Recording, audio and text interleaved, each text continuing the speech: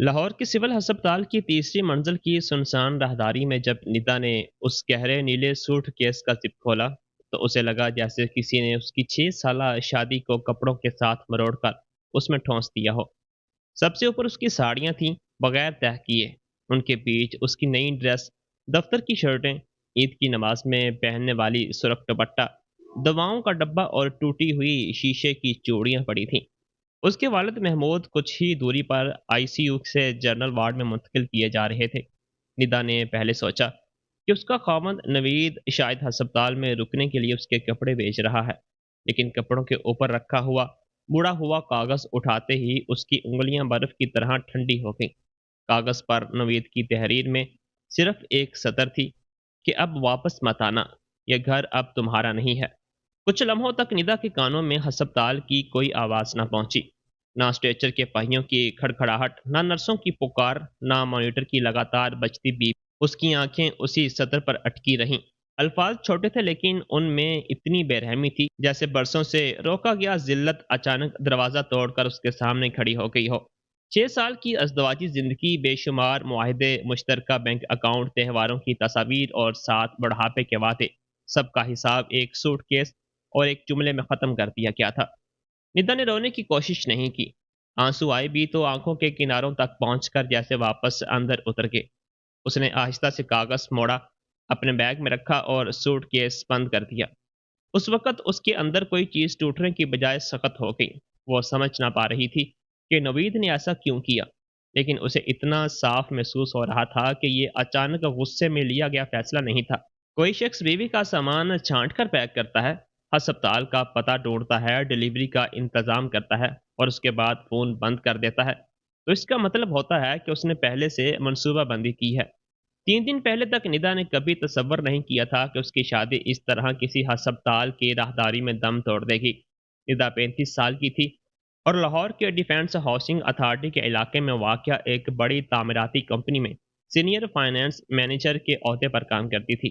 اس کی زندگی اعداد، ادائیگیوں، منظوریوں، ٹھیکیداروں کے بلوں، ٹیکس آڈٹ اور بینک ہم آہنگی کے درمیان بیتی تھی۔ کمپنی کے لوگ اس کی باریک بین نگاہ کی تعریف کرتے تھے۔ لاکھوں روپے کی غلط اندراج وہ ایک نظر میں پکڑ لیتی تھی۔ کس ٹھیکیدار نے پرانے بل کو نئی تاریخ لگا کر بیچا ہے، کس منصوبے میں مواد کی لاگت غیر معمولی طور پر بڑھائی گئی ہے، کس ادائیگی کے پیچھے کوئی چھپا ہوا فائدہ اٹھانے والا ہے۔ ایسی باتوں کو سمجھنے میں اسے دیر نہیں لگتی تھی، لیکن جس عورت کو دوسرے کھاتوں میں چھپی گڑبڑ فوراً نظر آتی تھی، وہی اپنی شادی کے اندر آہستہ آہستہ بڑھتے جھوٹ کو پہچاننے سے بچتی رہی تھی۔ اس کا خامد نوید تعمیراتی سامان کی تجارت سے جڑا ہوا تھا۔ شادی کے ابتدائی برسوں میں وہ سہل، منظم اور ذمہ دار دکھائی دیتا تھا۔ وہ شراب پی کر گھر لوٹنے والا یا اونچی آواز میں ذلت کرنے والا آدمی نہیں تھا۔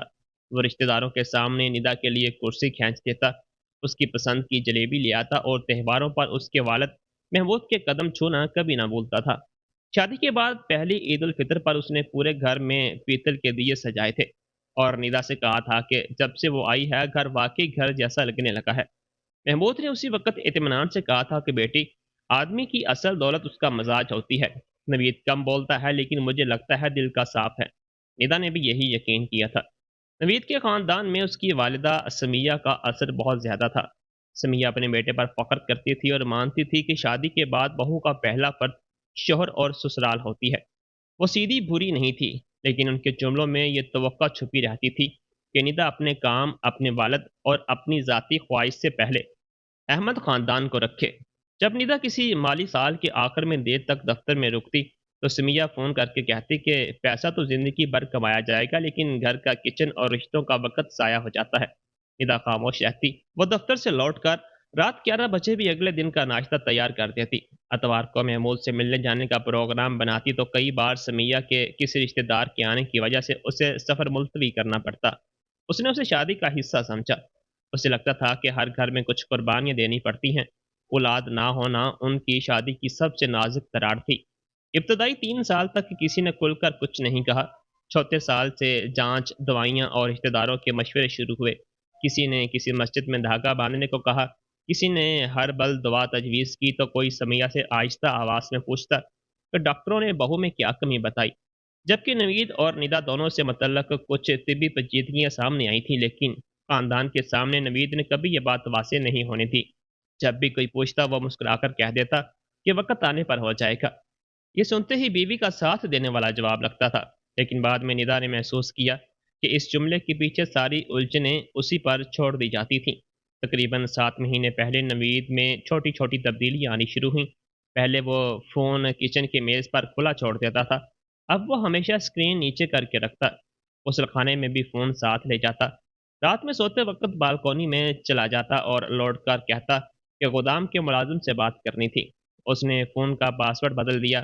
ندا نے پوچھا تو اس نے ہنستے ہوئے کہا کہ تمہیں میرے کاروبار کے واٹس ایپ گروپس میں کیا دکھنا ہے؟ سب سیمنٹ، سریا اور ادائیگیوں کی باتیں ہیں۔ اس کی ہنسی میں سہولت کم اور ٹال مٹول کی کوشش زیادہ تھی۔ پھر بھی ندا نے بات آگے نہیں بڑھائی۔ ایک شام ندا نے دیکھا کہ نوید نے نئی سفید شرٹ پہنی تھی اور ایسا پرفیوم لگایا تھا جس کا استعمال وہ عام طور پر صرف شادی کی تقریبات میں کرتا تھا۔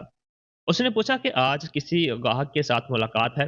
تو نوید نے آئینے میں اپنے بال ٹھیک کرتے ہوئے کہا کہ راولپنڈی روڈ والے نئے شہریار ریسارٹ پروجیکٹ کے لیے لوگ آئے ہیں، دیر ہو سکتی ہے۔ اور رات 1:30 لوٹا اور اس کی شرٹ پر کسی عورت کے عطر جیسی میٹھی خوشبو تھی۔ ندا نے دروازہ کھولا تو اس نے بغیر آنکھ ملائے کہا کہ ملاقات کے بعد سب لوگ ایک لانچ میں چلے گئے تھے۔ ندا نے دل میں سوال اٹھایا لیکن اسے دبا دیا۔ وہ ایسی بیوی نہیں بننا چاہتی تھی جو ہر خوشبو، ہر پیغام اور ہر دن واپسی کے پیچھے کوئی دوسری عورت ڈھونڈتی رہے۔ نوید جانتا تھا کہ ندا رشتہ بچانے کے لیے خود کو سمجھاتی رہے گی۔ ان دنوں شوبان کا مہینہ چل رہا تھا اور ملتان میں حضرت شاہ رکن عالم کے مزار پر حاضری دینے والوں کی وجہ سے شہر کی سڑکوں پر رش بڑھ گیا تھا۔ محمود نے فون کر کے کہا تھا کہ عید سے پہلے ایک بار گھر آ جاؤ، اور ہنستے ہوئے بتایا کہ پاس کی دکان سے ندا کی پسند کی نمکین اور حلوہ پوری منگوا لی ہے۔ ندا نے وعدہ کیا کہ اتوار کو آئے گی، لیکن اتوار آنے سے پہلے ہی بدھ کی صبح اس کے چچا زاد بھائی وسیم کا فون آیا۔ اس وقت ندا کچن میں پوہے بنا رہی تھی اور اس نے مونگ پھلی پر ہلکا نمک ڈالا ہی تھا کہ فون لگاتار بجنے لگا۔ وسیم عام طور پر صبح اتنی جلدی فون نہیں کرتا تھا۔ ندا نے کال اٹھائی تو دوسری طرف صرف گھبرائی ہوئی سانسیں سنائی تھی۔ اس نے کہا، بھاجی جلدی ملتان آؤ، چچا محمود باتھ روم کے قریب گر کے ہیں، ڈاکٹر کہہ رہے ہیں شاید فالج کا حملہ ہے، ہم انہیں ہسپتال لے آئے ہیں۔ ندا کے ہاتھ سے چمچ گر گیا۔ اس نے پوچھا کیا ہوا، ہوش میں ہیں، کیا مجھ سے بات کر سکتے ہیں؟ وسیم نے کہا ابھی نہیں، ڈاکٹر اندر لے گئے ہیں، آپ بس نکلو۔ ندا پلٹ کر کچن کی میز کی طرف بھاگی۔ نوید وہاں بیٹھا فون پر کچھ پڑھ رہا تھا۔ اس نے کانپتی آواز میں کہا، ابا کو فالج ہوا ہے، اسے ابھی ملتان جانا ہوگا۔ نوید نے اسکرین سے نگاہ اٹھائی لیکن اس کے چہرے پر وہ فکر نہیں آئی جس کی ندا نے توقع کی تھی۔ اس نے صرف پوچھا کہ تمہارے چچا زاد لوگ وہاں ہیں نا؟ ندا نے کہا ہاں، لیکن ابا اکیلے میں رہتے ہیں۔ نوید مجھے جانا تو ہوگا۔ نوید نے کہا جاؤ، ڈرائیور دستیاب نہیں ہے، ٹیکسی کر لینا، میرا آج گودام جانا بہت ضروری ہے۔ ندا کچھ لمحے اسے دیکھتی رہی۔ اس نے چاہا کہ نوید کہے کہ میں ساتھ چلتا ہوں اور کم از کم محمود کی حالت پوچھے، لیکن نوید نے پھر فون اٹھا لیا اور پوہے کی پلیٹ اپنی طرف کھسکا لی۔ ندا نے جلدی سے کچھ کپڑے بیگ میں رکھے۔ اتنی گھبراہٹ کے باوجود اس نے فریج میں رکھی دال کے اوپر پرچی چپکاتی تھی کہ اسے رات تک استعمال کر لینا۔ گیس بند کی اور پھولوں کے پودے میں پانی ڈالا اور نوید کے لیے دوائی میز پر رکھی۔ دروازے سے نکلتے وقت اس نے کہا کہ میں ہسپتال پہنچ کر فون کروں گی۔ نوید نے بغیر اس کی طرف دیکھے کہا ٹھیک ہے، بس یہ مت کہنا کہ مجھے ہر وقت فون پر دستیاب رہنا ہوگا۔ اگلے 2 دن بہت اہم ہیں۔ ٹیکسی لاہور سے ملتان کی طرف چلی تو آسمان بادلوں سے گھرا تھا۔ بارش رک چکی تھی لیکن سڑک کے دونوں اطراف مٹی گیلی تھی۔ ندا بار بار وسیم کو فون کرتی رہی، ہر بار وہی جواب ملتا کہ ڈاکٹر جانچ کر رہے ہیں، ابھی کچھ نہیں کہا جا سکتا۔ کھڑکی کے شیشے میں اپنا چہرہ دیکھ کر اسے اچانک نوید کا بے پرواہ چہرہ یاد آیا۔ محمود نے اسے دماد سے زیادہ بیٹا مانا تھا۔ جب نوید کا کاروبار شروع ہوا تھا تو محمود نے اپنی بچت سے لاکھوں روپے بغیر کسی تحریری شرط کے دیے تھے اور کہا تھا کہ خاندان میں حساب مانگنا اچھا نہیں لگتا۔ نوید نے اس وقت ان کا ہاتھ پکڑ کر وعدہ کیا تھا کہ وہ ندا کو کبھی اکیلا محسوس نہیں ہونے دے گا۔ اس آدمی نے آج اسے ٹیکسی لے کر اکیلے ہسپتال جانے دیا تھا۔ ہسپتال پہنچنے پر محمود کو آئی سی یو میں رکھا گیا تھا۔ ان کا چہرہ بے جان دکھائی دے رہا تھا اور ہاتھوں میں کئی نالیاں لگی تھیں۔ ندا نے شیشے کے اس پار انہیں دیکھا تو اس کے اندر جمی ساری مضبوطی ٹوٹ گئی۔ وہ وسیم کے کندھے پر سر رکھ کر رو پڑی۔ اس کی والدہ کا انتقال برسوں پہلے ہو چکا تھا۔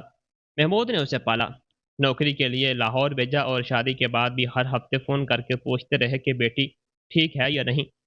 पहली रात निदा ने अस्पताल की लोहे की कुर्सी पर बसर की।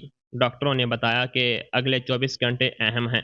वो हर 2 घंटे में नर्स से दवाओं की फहरिस्त चेक करती और बीमा कंपनी के लिए दस्तावेजात तैयार करती रही। उसे उम्मीद थी कि नवीद बार बार फ़ोन करेगा, लेकिन रात 8 बजे तक उसकी तरफ से कोई पैगाम नहीं आया। आखिरकार निदा ने खुद लिखा कि अब्बा अभी आईसीयू में हैं। डॉक्टर कह रहे हैं कि दिमाग के एक हिस्से में खून का बहाव मुतासर हुआ है। अभी खतरा टला नहीं है। काफ़ी देर बाद सिर्फ एक जवाब आया कि ठीक है, ख्याल रखना। निदा ने स्क्रीन को देर तक देखा। उसने फिर लिखा कि क्या तुम कल आ सकते हो? अब्बा तुम्हें देखकर शायद रद्द अमल ज़ाहिर करें। पैगाम पढ़ा गया लेकिन कोई जवाब नहीं आया। दूसरे दिन सुबह महमूद की हालत थोड़ी मुस्तकम हुई। निदा ने अस्पताल की कैंटीन से चाय ली और बाहर बरामदे में आकर नवीद को वीडियो कॉल की। कई बार घंटी बजने के बाद उसने कॉल उठाई, लेकिन कैमरा बंद रखा और चिड़े हुए लहजे में कहा कि वो मीटिंग में है। निदा ने कहा कि सिर्फ 2 मिनट बात करनी थी। डॉक्टर कह रहे हैं कि अब्बा की हालत अभी भी नाजुक है। उसे बहुत डर लग रहा है। निवेद ने कहा, तुम्हारे रिश्तेदार हैं वहाँ, हर चीज़ के लिए मुझे क्यों परेशान कर रही हो? निदा ने आंखें बंद कर लीं। उसे लम्हे बाद फ़ोन के पीछे मौसीकी की हल्की आवाज़ आई। फिर किसी औरत की हंसी सुनाई दी। ये इतनी तेज़ और लम्हाती थी कि कोई और शायद तवज्जो न देता, लेकिन निदा ने वाज़े सुना। उसने फ़ौरन पूछा, तुम कहाँ हो? नवीद ने कहा, कहा ना, मीटिंग में हूँ। निदा ने कहा, मीटिंग में मौसीकी और किसी औरत की हंसी क्यों आ रही है? नवीद का लहजा अचानक सख्त हो गया और उसने कहा कि तुम अस्पताल में बैठकर अपना दिमाग खराब मत करो। हर आवाज़ को कहानी मत बनाओ। मुझे काम करने दो। कॉल कट गई।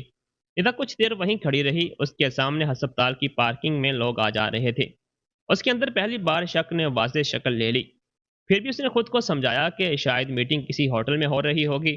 शायद गाहक की टीम में खवातीन भी होंगी। शायद वो वालिद की फ़िक्र की वजह से हर चीज़ को गलत समझ रही थी। दोपहर को अस्पताल की एडवांस रकम जमा करने के लिए उसने बैंक ऐप खोली। उसके ज़ाती खाते में काफ़ी रकम थी, लेकिन आदतन उसने मुश्तरका खाते की सूरत हाल भी देखी। खाते से 8.5 लाख रुपए मुख्तलिफ लेन देन में निकाले गए थे। 2 लेन देन किसी तजारती सर्विस कंपनी के नाम से थे और तीसरा नवीद के ज़ाती तजारत खाते में गया था। निदा का दिल तेज़ी से धड़कने लगा। इतनी बड़ी रकम निकालने से पहले दोनों हमेशा एक दूसरे को बताते थे। उसने फौरन नवीद को कॉल की। इस बार उसने जल्दी फ़ोन उठाया और पूछा, अब क्या हुआ? निदा ने कहा, मुश्तरका खाते से तकरीबन 8 लाख निकाले हैं। किस लिए? कुछ लम्हे खामोशी रही, फिर नवीद ने कहा, कारोबार में लगाए हैं। निदा ने पूछा, किस कारोबार में? और तुमने मुझे बताया क्यों नहीं? नवीद ने कहा, हर बार तुम्हारी इजाज़त लेने की ज़रूरत नहीं है। निदा को लगा उसने गलत सुना। उसने कहा, वो पैसा हम दोनों का है, उसमें मेरी बचत भी है। नवीद हंसा, लेकिन वो हंसी तंज से भरी थी। उसने कहा, तुम्हें अस्पताल का खर्चा चाहिए तो अपने खाते से दे, मेरे काम में मुदाखलत मत करो। निदा ने कहा, मुश्तरका खाते का पैसा कब से सिर्फ तुम्हारा हो गया? नवीद ने कहा, अभी मेरे पास तुम्हारे सवालों के लिए वक़्त नहीं है। अपने वालिद पर तवज्जो दो। और उसने फ़ोन काट दिया। इसी दौरान निदा को अपनी कॉलेज की सहेली परी याद आई। परी का अपना एक इंटीरियर डिज़ाइन स्टूडियो था और वो नवीद को कई बरसों से जानती थी। उसने परी को पैगाम भेजा तो परी ने जवाब दिया कि मुझे नहीं मालूम कि ये बात कैसे कहूँ, लेकिन पिछले महीने मैंने नवीद को 2 बार एक ही औरत के साथ देखा है। पहली बार लगा गाहक होगी, दूसरी बार दोनों का बर्ताव मामूल के कारोबारी ताल्लुकात जैसा नहीं था। निदा की उंगलियां स्क्रीन पर ठहर गईं। उसने पूछा, कौन औरत? परी ने जवाब दिया, शायद उनका नाम करीमा है। मुझे चेहरा मानूस लगा। क्या वो कभी तुम्हारी कंपनी में काम करती थी? करीमा का नाम पढ़ते ही निदा की याद में 3 साल पुराना मंजर लौट आया। करीमा नई नौकरी पर आई थी। छोटे शहर से पढ़कर निकली थी। एतमाद कम और गलतियां ज़्यादा थीं। एक बार उसने टैक्सेस अदायगी की तारीख गलत दर्ज कर दी थी, जिससे कंपनी को भारी जुर्माना हो सकता था। निदा ने उसकी नौकरी बचाने के लिए जिम्मेदारी अपने ऊपर ली थी। करीमा ने रोते हुए कहा था कि मैडम, मैं आपका एहसान कभी नहीं भूलूंगी। कुछ महीनों बाद उसने नौकरी छोड़ दी थी और कहा था कि खानदान की मजबूरियों की वजह से उसे बेहतर मौका चाहिए। निदा ने परी से पूछा कि उसने दोनों को कहाँ देखा था। परी ने बताया कि पहली बार जौहर टाउन के एक कैफ़े में और दूसरी बार बहावलपुर रोड के करीब एक फर्नीचर शोरूम में। नवीद ने उन्हीं दिनों निदा से कहा था कि वो बैरूनी सप्लायर से मिल रहा है। निदा का जी चाहा कि फौरन उससे सवाल करे, लेकिन अस्पताल के कमरे में लौटते ही उसने महमूद को हल्की आंखें खोलते देखा। डॉक्टर ने कहा कि वो आवाज़ पहचानने की कोशिश कर रहे हैं। निदा ने उनका हाथ थाम कर कहा, अब्बा, मैं आ गई हूँ, आप फिक्र मत कीजिए। महमूद की उंगलियां बहुत हल्की सी हिल गईं। निदा की आंखों में आंसू बह रहे थे। उसी लम्हे उसने फैसला कर लिया कि वो अपने वालिद के सामने अपनी शादी की कोई बात नहीं आने देगी। उनकी जान अभी खतरे से बाहर नहीं थी। वो नवीद की गद्दारी का बोझ उनके सीने पर नहीं रख सकती थी। तीसरे दिन डॉक्टर ने बताया कि महमूद ने दवाइयों पर अच्छा रद्द अमल दिया है। उन्हें जल्द जनरल वार्ड में मुंतकिल किया जा सकता है। पहली बार निदा ने राहत की सांस ली। उसने सोचा कि अगले दिन लाहौर जाकर कुछ कपड़े लाएगी और घर में खुद देखेगी कि क्या चल रहा है। उसने नवीद को एक मुख्तसर पैगाम भेजा कि अब्बा की हालत थोड़ी बेहतर है, मैं कल कुछ घंटों के लिए घर आऊंगी। पैगाम देखा गया लेकिन जवाब नहीं आया। अगली सुबह महमूद को वार्ड में ले जाने की तैयारी हो रही थी। निदा कागजात समेट रही थी कि एक नामालूम नंबर से फ़ोन आया। दूसरी तरफ एक डिलीवरी एजेंट था जिसने कहा, मैडम आपके नाम एक सूट केस आया है। भेजने वाले नवीद अहमद हैं। मैं अस्पताल के मरकजी दरवाजे पर खड़ा हूँ। कुछ लम्हों के लिए निदा के अंदर उम्मीद की एक छोटी सी किरण जागी। शायद नवीद को अपनी सख्ती का एहसास हुआ हो। शायद उसने उसके कपड़े, ज़रूरी सामान और कुरान पाक भेजा हो। शायद वो अल्फाज में कमज़ोर है लेकिन मुकम्मल तौर पर पत्थर नहीं बना। वो नीचे गई। डिलीवरी एजेंट ने गहरे नीले रंग का वही सूट केस उसे सौंपा। सूट केस पर नवीद का नाम और फ़ोन नंबर वाज़ेह लिखा था। उसने दस्तखत किए और उसे राहदारी के एक पुरसकून हिस्से में खींच ले गई। जैसे ही उसने जिप खोली, सारी उम्मीद ख़त्म हो गई। कपड़े ऐसे फेंके गए थे जैसे किसी नापसंदीदा किरायादार का सामान सड़क पर निकाला जाता है। उसकी शादी की सुर्ख बनारसी साड़ी का पल्लू जूतों के नीचे दबा था। उसकी वालिदा की पुरानी चांदी की पायल कपड़ों के दरमियान उलझी हुई थी। कॉस्मेटिक्स की बोतल खुलकर दुपट्टे पर फैल गई थी। सबसे ऊपर वही कागज रखा था, अब वापस मत आना, ये घर अब तुम्हारा नहीं है। निदा ने 3 बार नवीद को कॉल की। पहली बार उसने काट दी, दूसरी बार फ़ोन मसरूफ़ आया, तीसरी बार फ़ोन बंद हो चुका था। अब उसे रोना नहीं आया। उसने परी को फ़ोन किया और पूरी बात बता दी। दूसरी तरफ कुछ लम्हे खामोशी रही। फिर परी ने कहा, तुम अभी घर मत आना, तुम्हारी हालत का फ़ायदा उठाया जा रहा है। मैं तुम्हारे घर के करीब जाकर देखती हूँ। निदा ने उसे मोहतात रहने को कहा। उनका मकान डिफेंस हाउसिंग अथॉरिटी की एक पुरसकून गली में था। सामने वाले घर की बालकोनी से मरकजी दरवाज़ा और बैठक की खिड़की का कुछ हिस्सा दिखाई देता था। परी ने वहां रहने वाली एक गाहक से मिलने का बहाना बनाया। तकरीबन 40 मिनट बाद उसका फ़ोन आया।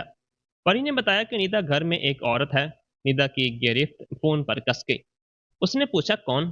परी ने कहा, चेहरा साफ नहीं दिखा लेकिन वो घर के कपड़ों में है और ऐसे घूम रही है जैसे वहीं रहती हो। निदा ने कहा, तस्वीर भेजो। कुछ देर बाद 3 तस्वीर आईं। पहली धुंधली थी, दूसरी में औरत बैठक की खिड़की की तरफ खड़ी थी, तीसरी में उसका चेहरा साफ था, करीमा। निदा की सांस अटक गई। करीमा ने हल्के क्रीम रंग के नाइट सूट पहना था। निदा ने उसे फौरन पहचान लिया। वो उसी का था जो पिछले साल कंपनी से बोनस मिलने पर उसने लाहौर के एक स्टोर से खरीदा था। करीमा हाथ में चाय का कप लिए निदा के घर में ऐसे घूम रही थी जैसे वहां बरसों से उसका हक हो।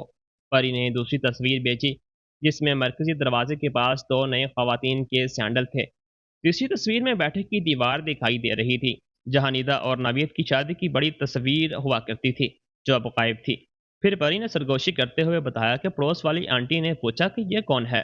तो नवीद ने कहा कि तुम दोनों का रिश्ता काफी अरसे से खत्म हो चुका है लेकिन करीमा जल्द इस घर की नई मालकिन बनेगी। निदा ने आंखें बंद कर लीं। नवीद ने सिर्फ दूसरी औरत को घर में नहीं लाया था, उसने पहले ही पड़ोसन के सामने नई कहानी बनाकर रखी थी। उसने बीवी को उस वक़्त घर से निकाला जब वो अपने बीमार वालिद के पास थी। उसने मुश्तरका खातों से पैसा निकाला, उसका सामान भेजा, ताले बदलने की कोशिश की और करीमा को अपनी जगह बिठा दिया। लेकिन निदा के अंदर सबसे तेज सवाल मोहब्बत या जिल्लत का नहीं था। वो एक फाइनेंस मैनेजर थी। वाक़यात का सिलसिला उसके सामने किसी मशकूक बैलेंस शीट की तरह खुल रहा था। कई महीनों से नवीद के गैर मामूली अखराजात, मुश्तरका खातों से निकाली गई रकम, कारोबार के नाम पर मुबहीम अदायगियाँ, करीमा के साथ फर्नीचर शोरूम जाना और अचानक बीवी को घर से निकालना, इन सब में सिर्फ अज़दवाजी ताल्लुक से ज़्यादा कुछ था। उसने अपने फ़ोन में पुराने बैंक के पैगामात खोदना शुरू किए। पिछले 10 महीनों में कई छोटी अदायगियाँ एक ऐसी कंपनी को की गई थी जिसका नाम उसने पहले तवज्जो से नहीं पढ़ा था। अदायगियाँ मुख्तलिफ रकम में थीं ताकि आम कारोबारी खर्च लगें। उसने ईमेल्स खोले। कुछ हफ्ते पहले बैंक में जायदाद की तशखीस से मुतल्लक एक ईमेल आया था जिसे उसने तशहीरी पैगाम समझकर छोड़ दिया था। उस ईमेल में उसके मुश्तरका मकान का पता दर्ज था। ندا کی ریڑھ کی ہڈی میں ٹھنڈی لہر دوڑ گئی۔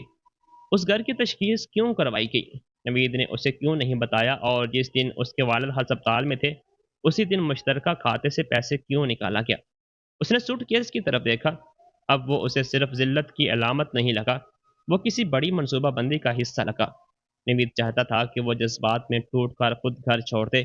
شاید وہ چاہتا تھا کہ ندا غصے میں پیغام بھیجے، پڑوس میں تماشے کرے یا تحریریں دے کہ وہ واپس نہیں آئے گی، تاکہ وہ اس کے الفاظ کو ہی اس کے خلاف استعمال کر سکے۔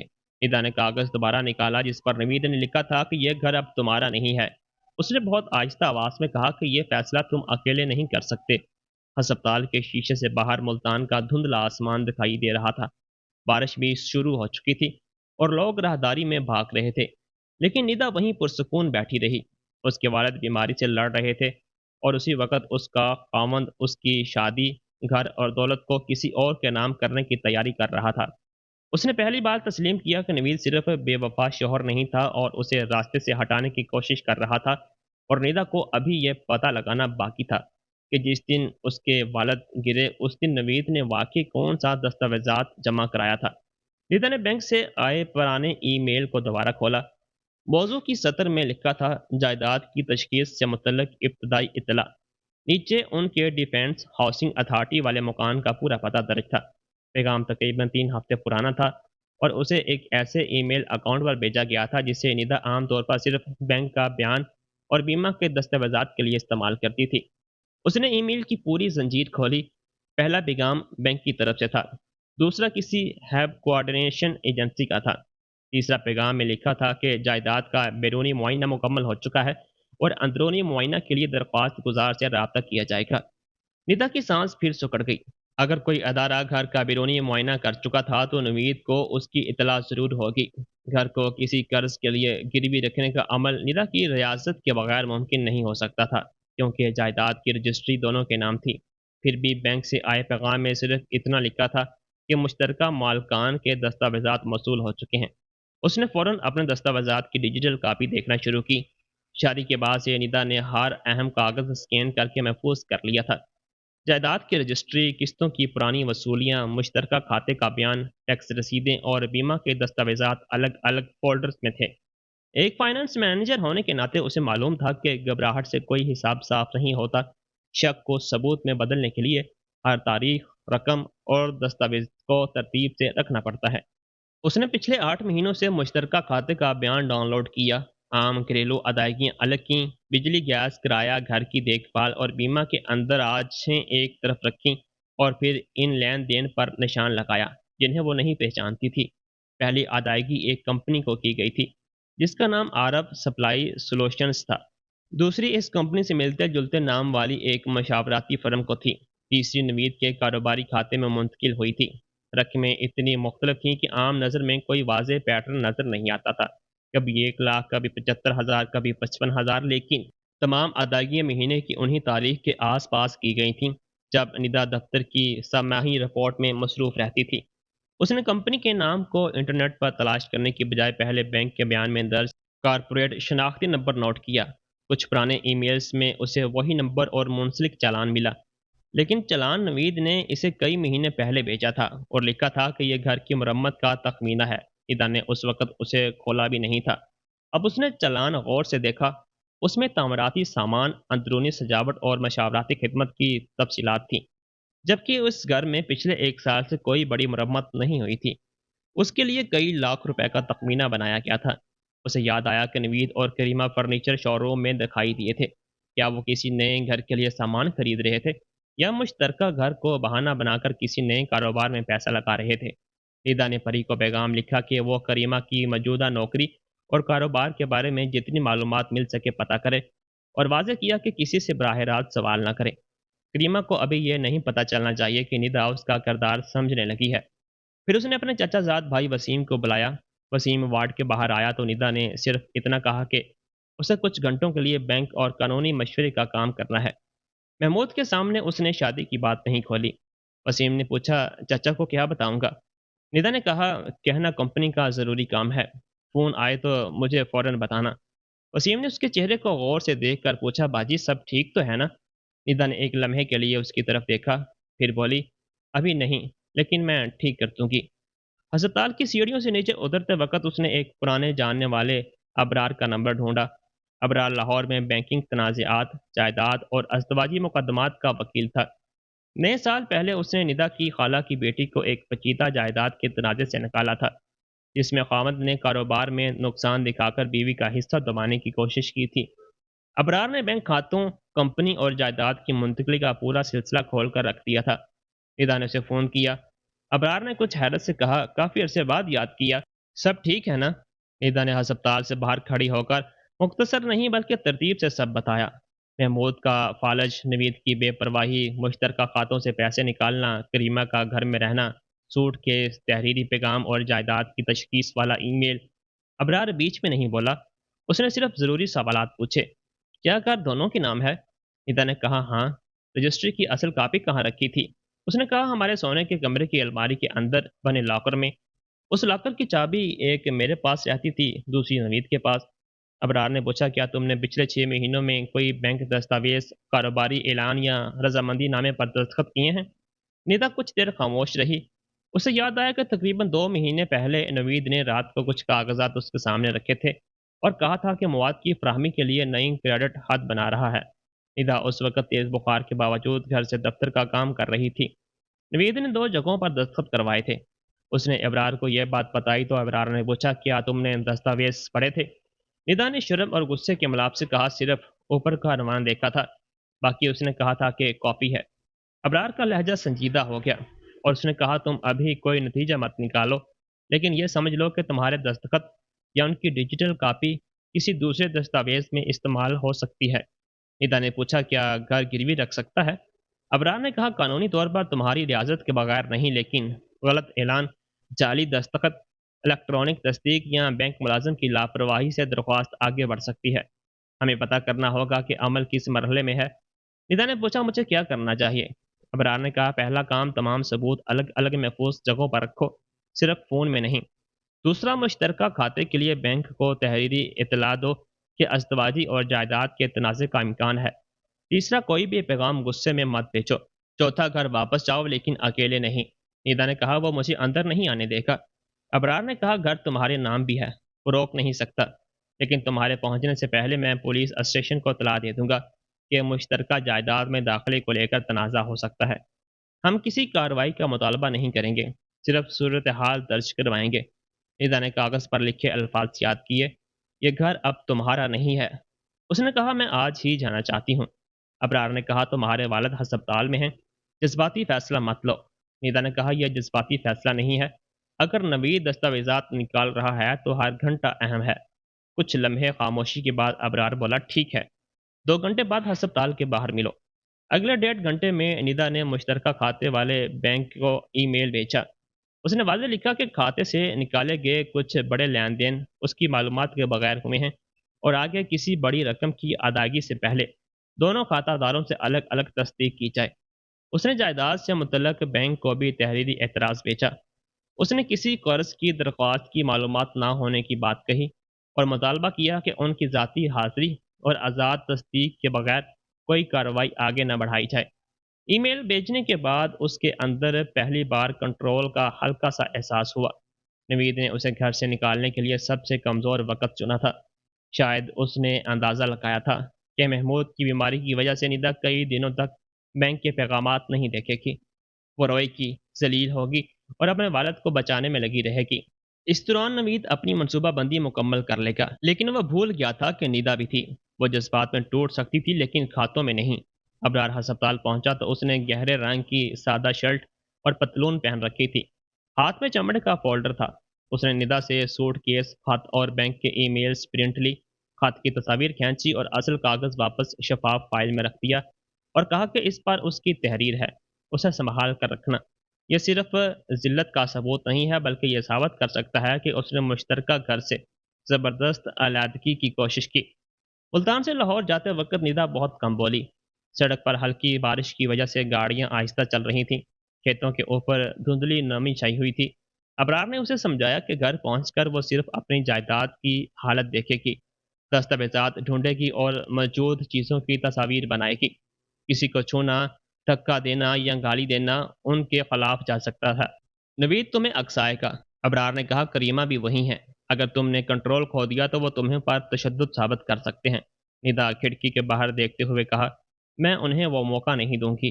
डिफेंस हाउसिंग अथॉरिटी की गली में गाड़ी मुड़ी तो उसका दिल बेअख्तियार तेज धड़कने लगा। मकान वही था, बाहरी दीवार पर वही हल्का पीला रंग, बालकोनी में वही लोहे की रेकिंग, लेकिन मरकजी दरवाजे पर लगा ताला नया था। निदा कुछ लम्हे उसे देखती रही। नवीद ने वाकई ताला बदल दिया था। वो आगे बढ़ी और घंटी बजाई। पहली बार कोई जवाब नहीं मिला। उसने दूसरी बार बजाई तो अंदर से धीमी कदमों की आवाज़ सुनाई थी। दरवाज़ा करीमा ने खोला। उसने क्रीम रंग का वही नाइट सूट पहना हुआ था। बाल खुले थे, माथे पर बहुत छोटी बिंदिया और हाथ में निद्रा का नीला कॉफी मग था। दरवाज़ा खोलते ही उसके चेहरे पर शदीद घबराहट आई, लेकिन उसने फौरन उसे एक तंजिया मुस्कुराहट से ढांप लिया और पूछा, आप यहाँ क्यों आई हैं? निदा ने उसकी आंखों में देखते हुए कहा, अपने घर आने के लिए मुझे तुम्हें कोई वजह बताने की ज़रूरत नहीं। करीमा दरवाजे के बीच खड़ी रही और बोली, नवीद ने कहा था कि तुम वापस नहीं आओगी।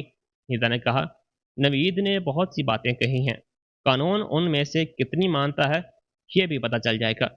अबरार आगे आया। उसने अपना तारुफ कराया और जायदाद की रजिस्ट्री की कापी दिखाते हुए कहा कि निदा इस जायदाद की मुश्तरका मालिक हैं। बराए मेहरबानी रास्ता छोड़ दें। करीमा ने अंदर मुड़कर ऊंची आवाज में नवीद को पुकारा। नवीद बैठक से बाहर आया।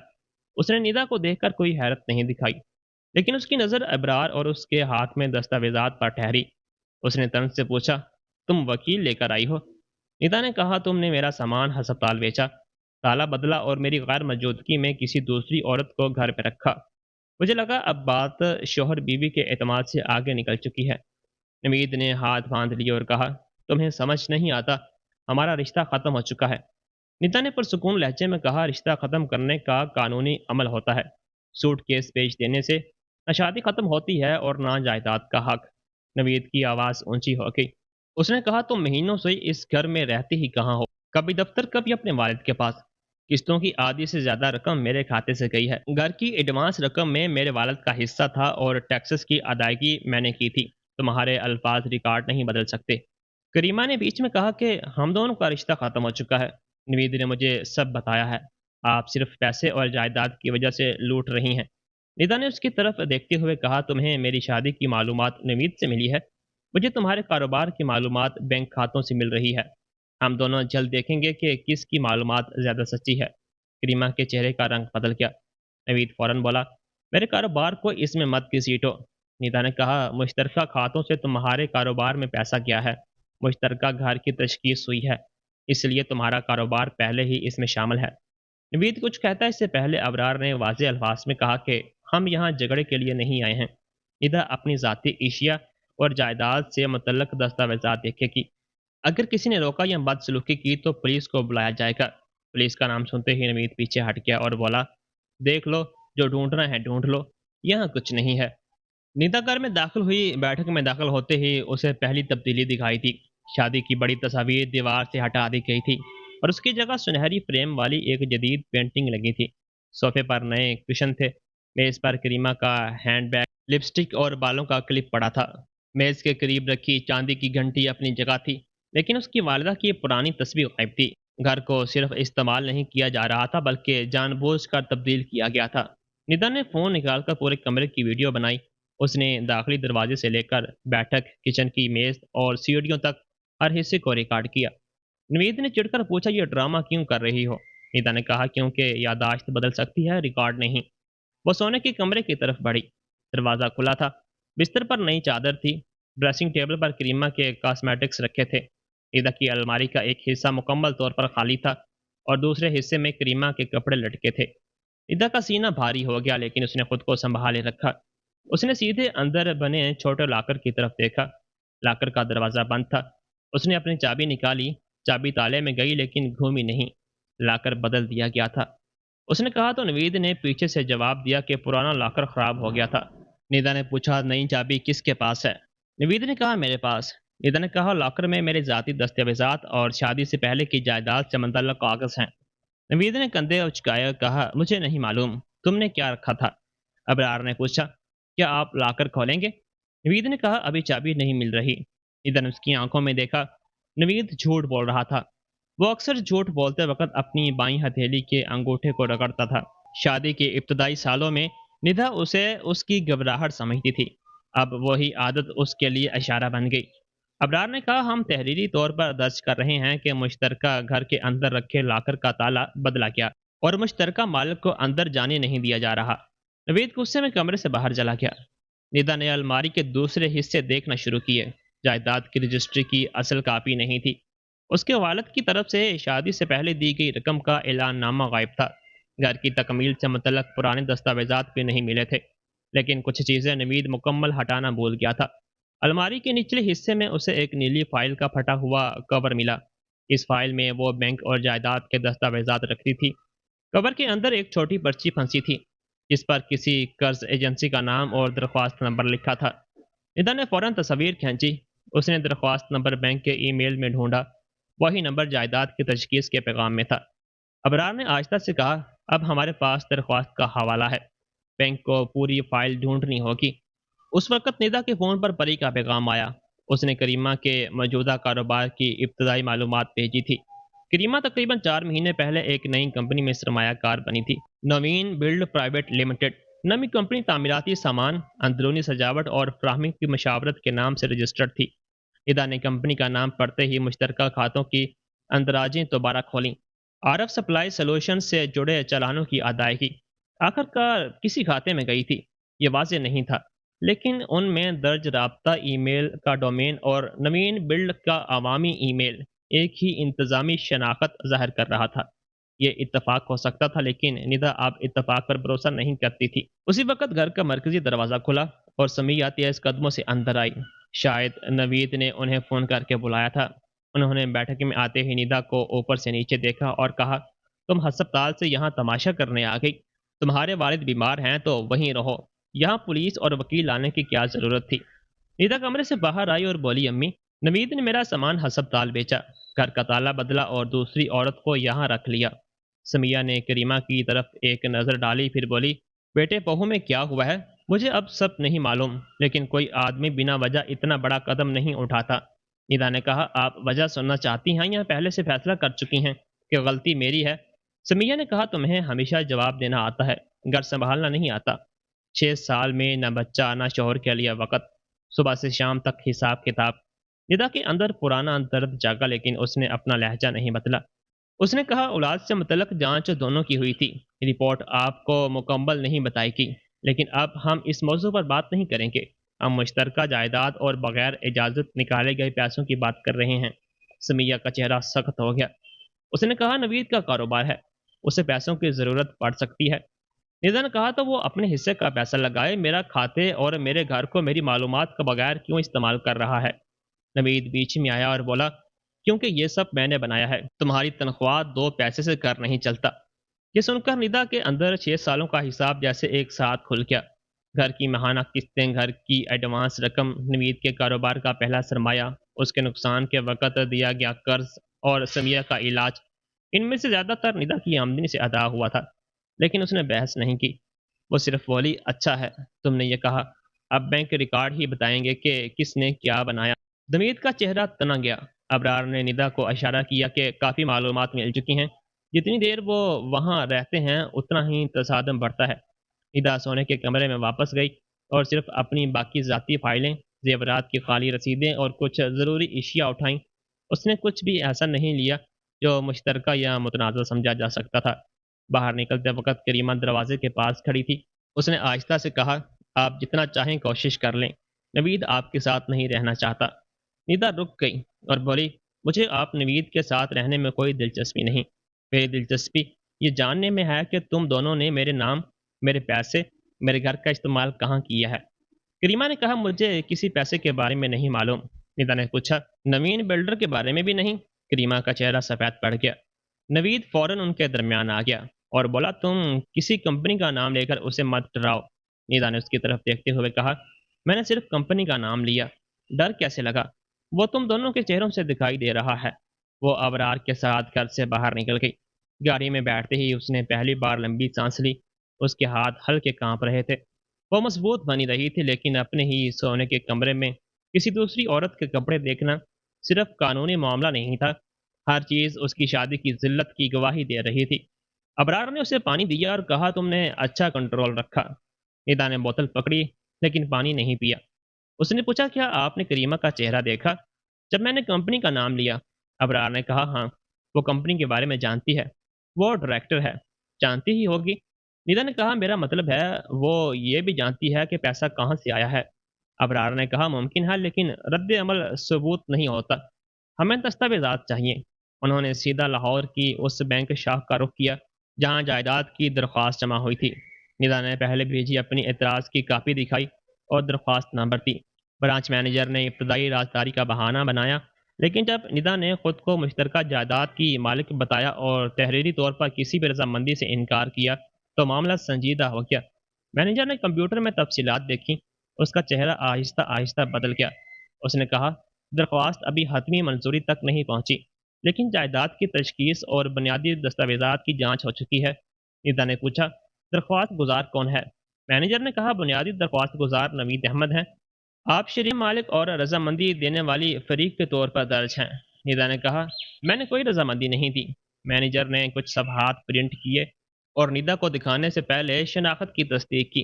ایک صفحے پر ندا کے نام کے نیچے دستخط تھے اور دور سے وہ اس کے دستخط جیسے دکھائی دیتے تھے، لیکن ندا برسوں سے کاغذات پر دستخط کرتی آئی تھی۔ اس نے فوراً ایک فرق پہچان لیا۔ اس کے اصلی دستخط میں وہ آخری حرف کے بعد ہلکی اوپر اڑتی لکیر بناتی تھی، جبکہ یہاں لکیر سیدھی کٹ کر ختم ہوئی تھی۔ اس نے کہا یہ میری تحریر کی نقل ہے۔ ابرار نے دستاویز غور سے دیکھا، اس میں کسی پرانے دستخط کا اسکین شدہ ورژن دکھائی دے رہا تھا۔ دوسرے صفحے پر الیکٹرانک تصدیق کی معلومات تھی، جس میں درج موبائل نمبر ندا کا نہیں تھا۔ آخری 4 ہندسے اس نے پہلے کبھی نہیں دیکھے تھے۔ اس نے پوچھا یہ نمبر کس کا ہے؟ مینیجر نے کہا یہ شریک درخواست گزار کے متبادل رابطے کے طور پر درج کیے گئے ہیں۔ ابرار نے نمبر نوٹ کیا۔ اسی وقت پری کا دوسرا پیغام آیا۔ اس نے نمین بلڈر کے عوامی کاروباری پروفائل سے کریمہ کا نمبر ڈھونڈ لیا تھا۔ آخری 4 ہندسے وہی تھے۔ ندا نے اسکرین ابرار کے سامنے رکھ دی۔ کمرے میں کچھ لمحے مکمل خاموشی رہی۔ اب معاملہ صرف نوید کا بیوی کے دستخط کی نقل کرنا نہیں تھا۔ درخواست میں ندا کی شناخت سے متعلق تصدیق کے لیے کریمہ کا نمبر استعمال کیا گیا تھا، جس کا مطلب تھا کہ کریمہ صرف نوید کی محبوبہ نہیں تھی، بلکہ وہ اس عمل میں سرگرم تھی جس کے ذریعے ندا کے گھر کو قرض کے لیے استعمال کیا جا رہا تھا۔ مینیجر نے گھبرا کر کہا ہمیں اس درخواست کو فوری روکنا ہوگا اور اندرونی جانچ بھی شروع کرنی پڑے گی۔ ندا نے پوچھا قرض کی رقم کہاں جانے والی تھی؟ مینیجر نے اسکرین دیکھی اور کہا مجوزہ تفصیلات ایک کاروباری کھاتے میں بیچی جانے والی تھیں۔ ندا نے پوچھا کس کمپنی کا؟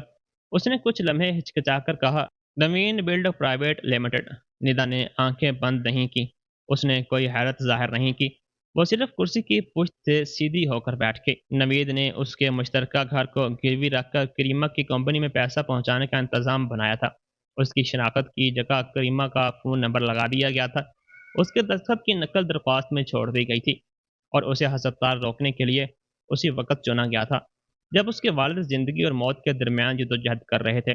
جب سارے واقعات ایک واضح لکیر میں جڑ گئے، سوٹ کیس اسے گھر سے نکالنے کے لیے تھا، بدلا ہوا تالا اسے دستاویزات سے دور رکھنے کے لیے تھا، کریمہ کا گھر میں رہنا صرف محبت کا مظاہرہ نہیں بلکہ قبضے کا اعلان تھا، اور قرض کی درخواست اس منصوبے کا اصل مرکز تھی۔ ندا نے مینیجر سے کہا اس درخواست سے متعلق ہر کارروائی فوری روکی جائے، میری تحریری شکایت درج کیجیے، کسی بھی دستاویز کو تباہ یا ترمیم نہ کیا جائے، میں باضابطہ جانچ کا مطالعہ کر رہی ہوں۔ پھر اس نے ابرار کی طرف دیکھا، اس کی آنکھوں میں اب ذلت سے زیادہ وضاحت تھی۔ اس نے کہا نوید مجھے چھوڑنا نہیں چاہتا تھا، وہ مجھے استعمال کر کے بعد میں مٹانا چاہتا تھا۔ ابرار نے آہستہ سے جواب دیا، اور اب اس کے پاس یہ جاننے کا کوئی سبب نہیں کہ ہم نے کتنا پتہ لگا لیا ہے۔ ندا نے بینک کے میز پر رکھے اس دستاویز کو دوبارہ دیکھا جس پر اس کے نام کے نیچے جعلی دستخط چمک رہے تھے۔ اس نے فیصلہ کیا کہ ابھی نوید کو کچھ نہیں بتائے گی۔ جب تک وہ خود کو فاتحہ سمجھتا رہے گا، وہ غلطیاں کرتا رہے گا، اور اب ندا اس کی ہر غلطی کا حساب رکھنے والی تھی۔ بینک سے باہر نکلتے وقت ندا نے پیچھے مڑ کر شاہ کی عمارت کو دیکھا۔ بارش تھم چکی تھی لیکن سڑک پر جمع پانی میں دھندلے بادل الٹے دکھائی دے رہے تھے۔ کچھ گھنٹے پہلے تک وہ اپنی شادی کی سچائی جاننے آئی تھی، اب اس کے ہاتھ میں اس سے کہیں زیادہ خطرناک ثبوت تھا۔ اس کے نام پر تیار کی گئی وہ درخواست जाली दस्तखत और तस्दीक के लिए करीमा का मोबाइल नंबर। अबरार ने उसे सीधा नवीद का सामना करने से रोका। उसने कहा, बैंक दरख्वास्त रोक देगा, लेकिन अब हम बाज़ाब्ता शिकायत का सिर्फ पहला मरहला शुरू कर रहे हैं। अगर नवीद को फौरी पता चला कि पूरा मामला पकड़ा गया है तो वो इलेक्ट्रॉनिक रिकॉर्ड मटाने, मुलाजमीन को मुतासर करने या कहानी बदलने की कोशिश करेगा। निदा ने पूछा, क्या उसे बैंक से इतला नहीं मिलेगी? अबरार ने कहा, मिल सकती है, इसलिए हमें इससे पहले काम करना होगा। बैंक को तहरीरी हदायत दे दी गई कि कोई दस्तावेज ना हटाई जाए। अब हमें पता लगाना है कि दरख्वास्त किसने तैयार की, डिजिटल रजामंदी किस आलिख से दर्ज की गई और तुम्हारे दस्तखत की कापी कहाँ से ली गई। निदा ने आहिस्ता से कहा, मुझे लगता है दस्तखत मेरे दफ्तर के किसी पुराने दस्तावेज से ले लिए गए हैं। मुमकिन है या उन कागजात से जिन पर नवीद ने तुम्हें पहले दस्तखत करवाए थे। अबरार ने उसे हस्पताल लौटने का मशवरा दिया। महमूद अभी मुकम्मल तौर पर खतरे से बाहर नहीं था। निदा को उनके सामने मामूल रहना था, जबकि बाकी कानूनी कार्रवाई आगे बढ़ सकती थी। लौटते वक्त उनके फ़ोन पर नवीद का पहला पैगाम आया, घर आकर तमाशा करने की क्या ज़रूरत थी। निदा ने जवाब नहीं दिया। कुछ मिनट बाद दूसरा पैगाम आया, तुमने बैंक में क्या शिकायत की है? मेरे कारोबार की अदायगी रुक गई है। निदा ने स्क्रीन अबरार को दिखाई। अबरार ने कहा, यही चाहिए था, वो अभी घबरा गया है, जवाब मत दो। तीसरा पैगाम ज़्यादा सख्त था, तुम्हें लगता है वकील लेकर मेरा नुकसान कर दोगी? याद रखो, तुम्हारे बारे में भी बहुत कुछ बाहर आ सकता है। निदा ने सिर्फ स्क्रीन शॉट लिया और उसे महफूज फोल्डर में रख दिया। इस शाम जब वह अस्पताल के वार्ड में पहुंची तो महमूद जाग रहे थे। उनके चेहरे पर कमजोरी थी, लेकिन आंखों में पहचान लौट आई थी। उन्होंने टूटी हुई आवाज़ में पूछा, बहुत देर लगा थी? निदा उनके पास बैठ गई और कहा, कंपनी का ज़रूरी काम था अब्बा। महमूद ने उनका हाथ पकड़ा। उनकी उंगलियों में पहली जैसी ताकत नहीं थी, फिर भी छूने में वही शनासाई थी। उन्होंने पूछा, नवीद नहीं आया? यह सवाल सुनकर निदा के अंदर कुछ फंस गया। उसने आंखें झुकाकर कहा, उसका कारोबार का काम चल रहा है, बाद में आएगा। महमूद ने उसे कुछ लम्हे देखा। शायद उन्हें बेटी की आवाज़ में छुपी दरार महसूस हुई, लेकिन उन्होंने कुछ नहीं पूछा। उस रात निदा ने अस्पताल की कुर्सी पर बैठकर तमाम सबूतों की टाइमलाइन तैयार की। उसने तारीखों के सामने वाक़यात लिखे, नवीद का कागजात पर दस्तखत करवाना, जायदाद की तशखीस का ईमेल, मुश्तरका खातों से रकम निकलना, करीमा का कंपनी में डायरेक्टर बनना, महमूद का अस्पताल में दाखिल होना, सूटकेस भेजना, ताला बदलना और कर्ज की दरख्वास्त की हतमी तस्दीक। वाक़यात का सिलसिला देखकर एक बात वाज़ेह थी, नवीद ने अचानक फैसला नहीं लिया था, बल्कि कई महीनों में तैयारी की थी। महमूद की बीमारी ने उसे सिर्फ मंसूबा जल्दी नाफज करने का मौका दिया। अगली सुबह निदा के दफ्तर से HR डिपार्टमेंट का फ़ोन आया। अफसर ने कहा, मैडम, आपको कुछ दिनों की छुट्टी चाहिए तो हम इंतज़ार कर सकते हैं, लेकिन आपके बारे में एक हसास ईमेल आया है। इंतज़ामिया चाहती है कि आप उसे देख लें। निदा ने पूछा, किसने भेजा है? अफसर ने कहा, नाम वाज़ेह नहीं है। ईमेल में दावा किया गया है कि आपने कंपनी के साथ कुछ सप्लायर्स की खुफिया माली मामलात ज़ाती तनाज़े में इस्तेमाल की हैं। निदा फौरन चौकन्ना हो गई। उसने कहा, कौन सी मालूमात? अफसर ने कहा, कुछ स्क्रीनशॉट मुंसलिक हैं। देखने पर वो आपके ऑफिशियल सिस्टम जैसे लगते हैं, लेकिन IT टीम अभी तस्दीक कर रही है। निदा ने ईमेल अपने ज़ाती पते पर भेजने को कहा। कुछ मिनट बाद दस्तावेज़ात उसके सामने था। ईमेल में लिखा था कि निदा अपने खामद से बदला लेने के लिए कंपनी के सप्लायर्स के बैंक रिकॉर्ड चुरा रही है। मुंसलिक स्क्रीनशॉट में तामीराती सामान कंपनियों के नाम और कुछ अदागियाँ दिखाई दे रही थीं। ऊपर निदा का मुलाजम शनाख्ती कार्ड नंबर भी था। पहली नज़र में सबूत संगीन लगते थे, लेकिन निदा ने फौरन दो गलतियां पकड़ लीं। स्क्रीनशॉट में कंपनी का पुराना सॉफ्टवेयर का लेआउट था, जिसे 6 माह पहले तब्दील कर दिया गया था। दूसरी गलती तारीख की शक्ल में थी। ऑफिशियल सिस्टम तारीख को दिन, महीना और साल के तौर पर दिखाता था, जबकि जाली तस्वीर में अमरीकी शक्ल इस्तेमाल हुई थी। किसी ने पुरानी स्क्रीन की तस्वीर लेकर उस पर नए नाम और रकम चिपकाई थी। निदा ने HR को कहा कि असल ईमेल हेड और मुंसलिक फाइलों के मेटा डेटा को महफूज रखें। किसी को भी आगे भेजने से पहले IT टीम इसकी कापी बनाए। ये मुमकिन तौर पर जाली मवाद है। अफसर ने पूछा, क्या आपको अंदाज़ा है किसने भेजा है? निदा ने कहा, अभी अंदाज़ा शेयर करना मुनासिब नहीं होगा, लेकिन मेरा एक ज़ाती माली तनाज़ा चल रहा है। मैं तहरीरी वजाहत भेज दूंगी। फ़ोन रखते ही उसे समझ आ गया कि नवीद ने हमला शुरू कर दिया है। बैंक की दरख्वास्त रुकने के चंद घंटे बाद उसकी शख्सियत पर हमला किया गया था। नवीद जानता था कि निदा की सबसे बड़ी ताकत उसका एतबार है। अगर उसे दफ्तर से मशकूक बना दिया जाए تو وہ نہ صرف ذہنی طور پر کمزور ہوگی بلکہ قانونی لڑائی کے لیے مالی بنیاد بھی کھو سکتی ہے۔ ندا نے ابرار کو ای میل بھیجا۔ ابرار نے کہا یہ براہ راست دباؤ ہے، لیکن جعلی مواد بھیجنا اس کے لیے مزید مسئلہ پیدا کرے گا۔ ہماری کمپنی کی آئی ٹی ٹیم اصل ماخذ پہچان سکتی ہے۔ نوید اتنا بیوقوف نہیں کہ اپنے ای میل سے بھیجے، چاہے اس نے خود نہ بھیجا ہو، تب بھی اس کا کوئی نہ کوئی قریب ہے، وہ کہیں نہ کہیں غلطی کرے گا۔ دوپہر تک دفتر کی آئی ٹی ٹیم نے ابتدائی رپورٹ بھیجی۔ ای میل ایک عارضی پتی سے بھیجا گیا تھا، لیکن منسلک فائل پہلے ایک ایسے لیپ ٹاپ پر بنائی گئی تھی جس کا صارف نام نوین تھا۔ کریمہ نے اس لیپ ٹاپ کو کمپنی کے کام کے لیے استعمال کیا تھا۔ ندا کو اس رپورٹ کو پڑھتے ہوئے کوئی فتح محسوس نہیں ہوئی، اس کے اندر صرف گھن بڑھی۔ کریمہ اب صرف نوین کی منصوبہ بندی میں شامل نہیں تھی بلکہ وہ ندا کی نوکری ختم کروانے کی کوشش کر رہی تھی۔ اسی شام نوید نے سمیہ کو لے کر ہسپتال آنے کا فیصلہ کیا۔ ندا نے انہیں وارڈ کے باہر دیکھا۔ سمیہ نے ہاتھوں میں پھولوں کا چھوٹا تھیلا پکڑا ہوا تھا اور چہرے پر ایسی مصنوعی فکر تھی جیسے وہ صرف سماجی رسم نبھانے آئی ہو۔ نوید نے محمود کے سامنے نہایت شائستہ رویہ دکھایا۔ وہ بستر کے قریب گیا اور ہاتھ جوڑ کر بولا، بچان، مجھے پہلے آ جانا چاہیے تھا، کاروبار میں بہت مسئلہ آ گیا تھا۔ محمود نے کمزور نظر سے انہیں دیکھا اور کہا، ندا اکیلے تھی؟ نوید نے فوراً بیوی کی طرف دیکھ کر دکھی لہجے میں کہا، میں نے کئی بار کہا تھا مجھے خبر دیتی رہے، لیکن یہ مجھ سے بات ہی کہاں کرتی ہے۔ نیدا سمجھ گئی کہ وہ والد کے سامنے کہانی بدلنے آیا ہے۔ محمود نے تھکاوٹ کی وجہ سے آنکھیں بند کر لیں۔ ندا نے نرس سے اجازت لے کر نوید اور سمیہ کو باہر چلنے کو کہا۔ راہداری میں پہنچتے ہی نوید کا چہرہ بدل گیا۔ اس نے دانت پیچ کر پوچھا، تم نے میرے قرض کی درخواست کو کیوں روکا؟ ندا نے پرسکون لہجے میں کہا، کیونکہ اس میں میرے جعلی دستخط اور غلط موبائل نمبر تھے۔ سمیہ چونک کر نوید کی طرف متوجہ ہوئی اور پوچھا، کون سا قرض؟ نوید نے کہا، امی یہ کاروبار کا معمول کا عمل ہے۔ ندا بڑھا چڑھا کر باتیں کر رہی ہے۔ ندا نے کہا، معمول کے عمل میں بیوی کی جگہ محبوبہ کا نمبر درج نہیں ہوتا۔ سمیہ کا چہرہ پھیکا پڑ گیا۔ اس نے آہستہ سے پوچھا، کریمہ کا نمبر؟ نوید بھڑک اٹھا اور بولا، تمہیں بینک نے خفیہ معلومات کیسے دی؟ تم نے اپنے عہدے کا غلط استعمال کیا ہے۔ ندا نے کہا، میں اس گھر کی مشترکہ مالک ہوں، میرا نام کا استعمال ہوا ہے، معلومات مانگنا میرا حق ہے۔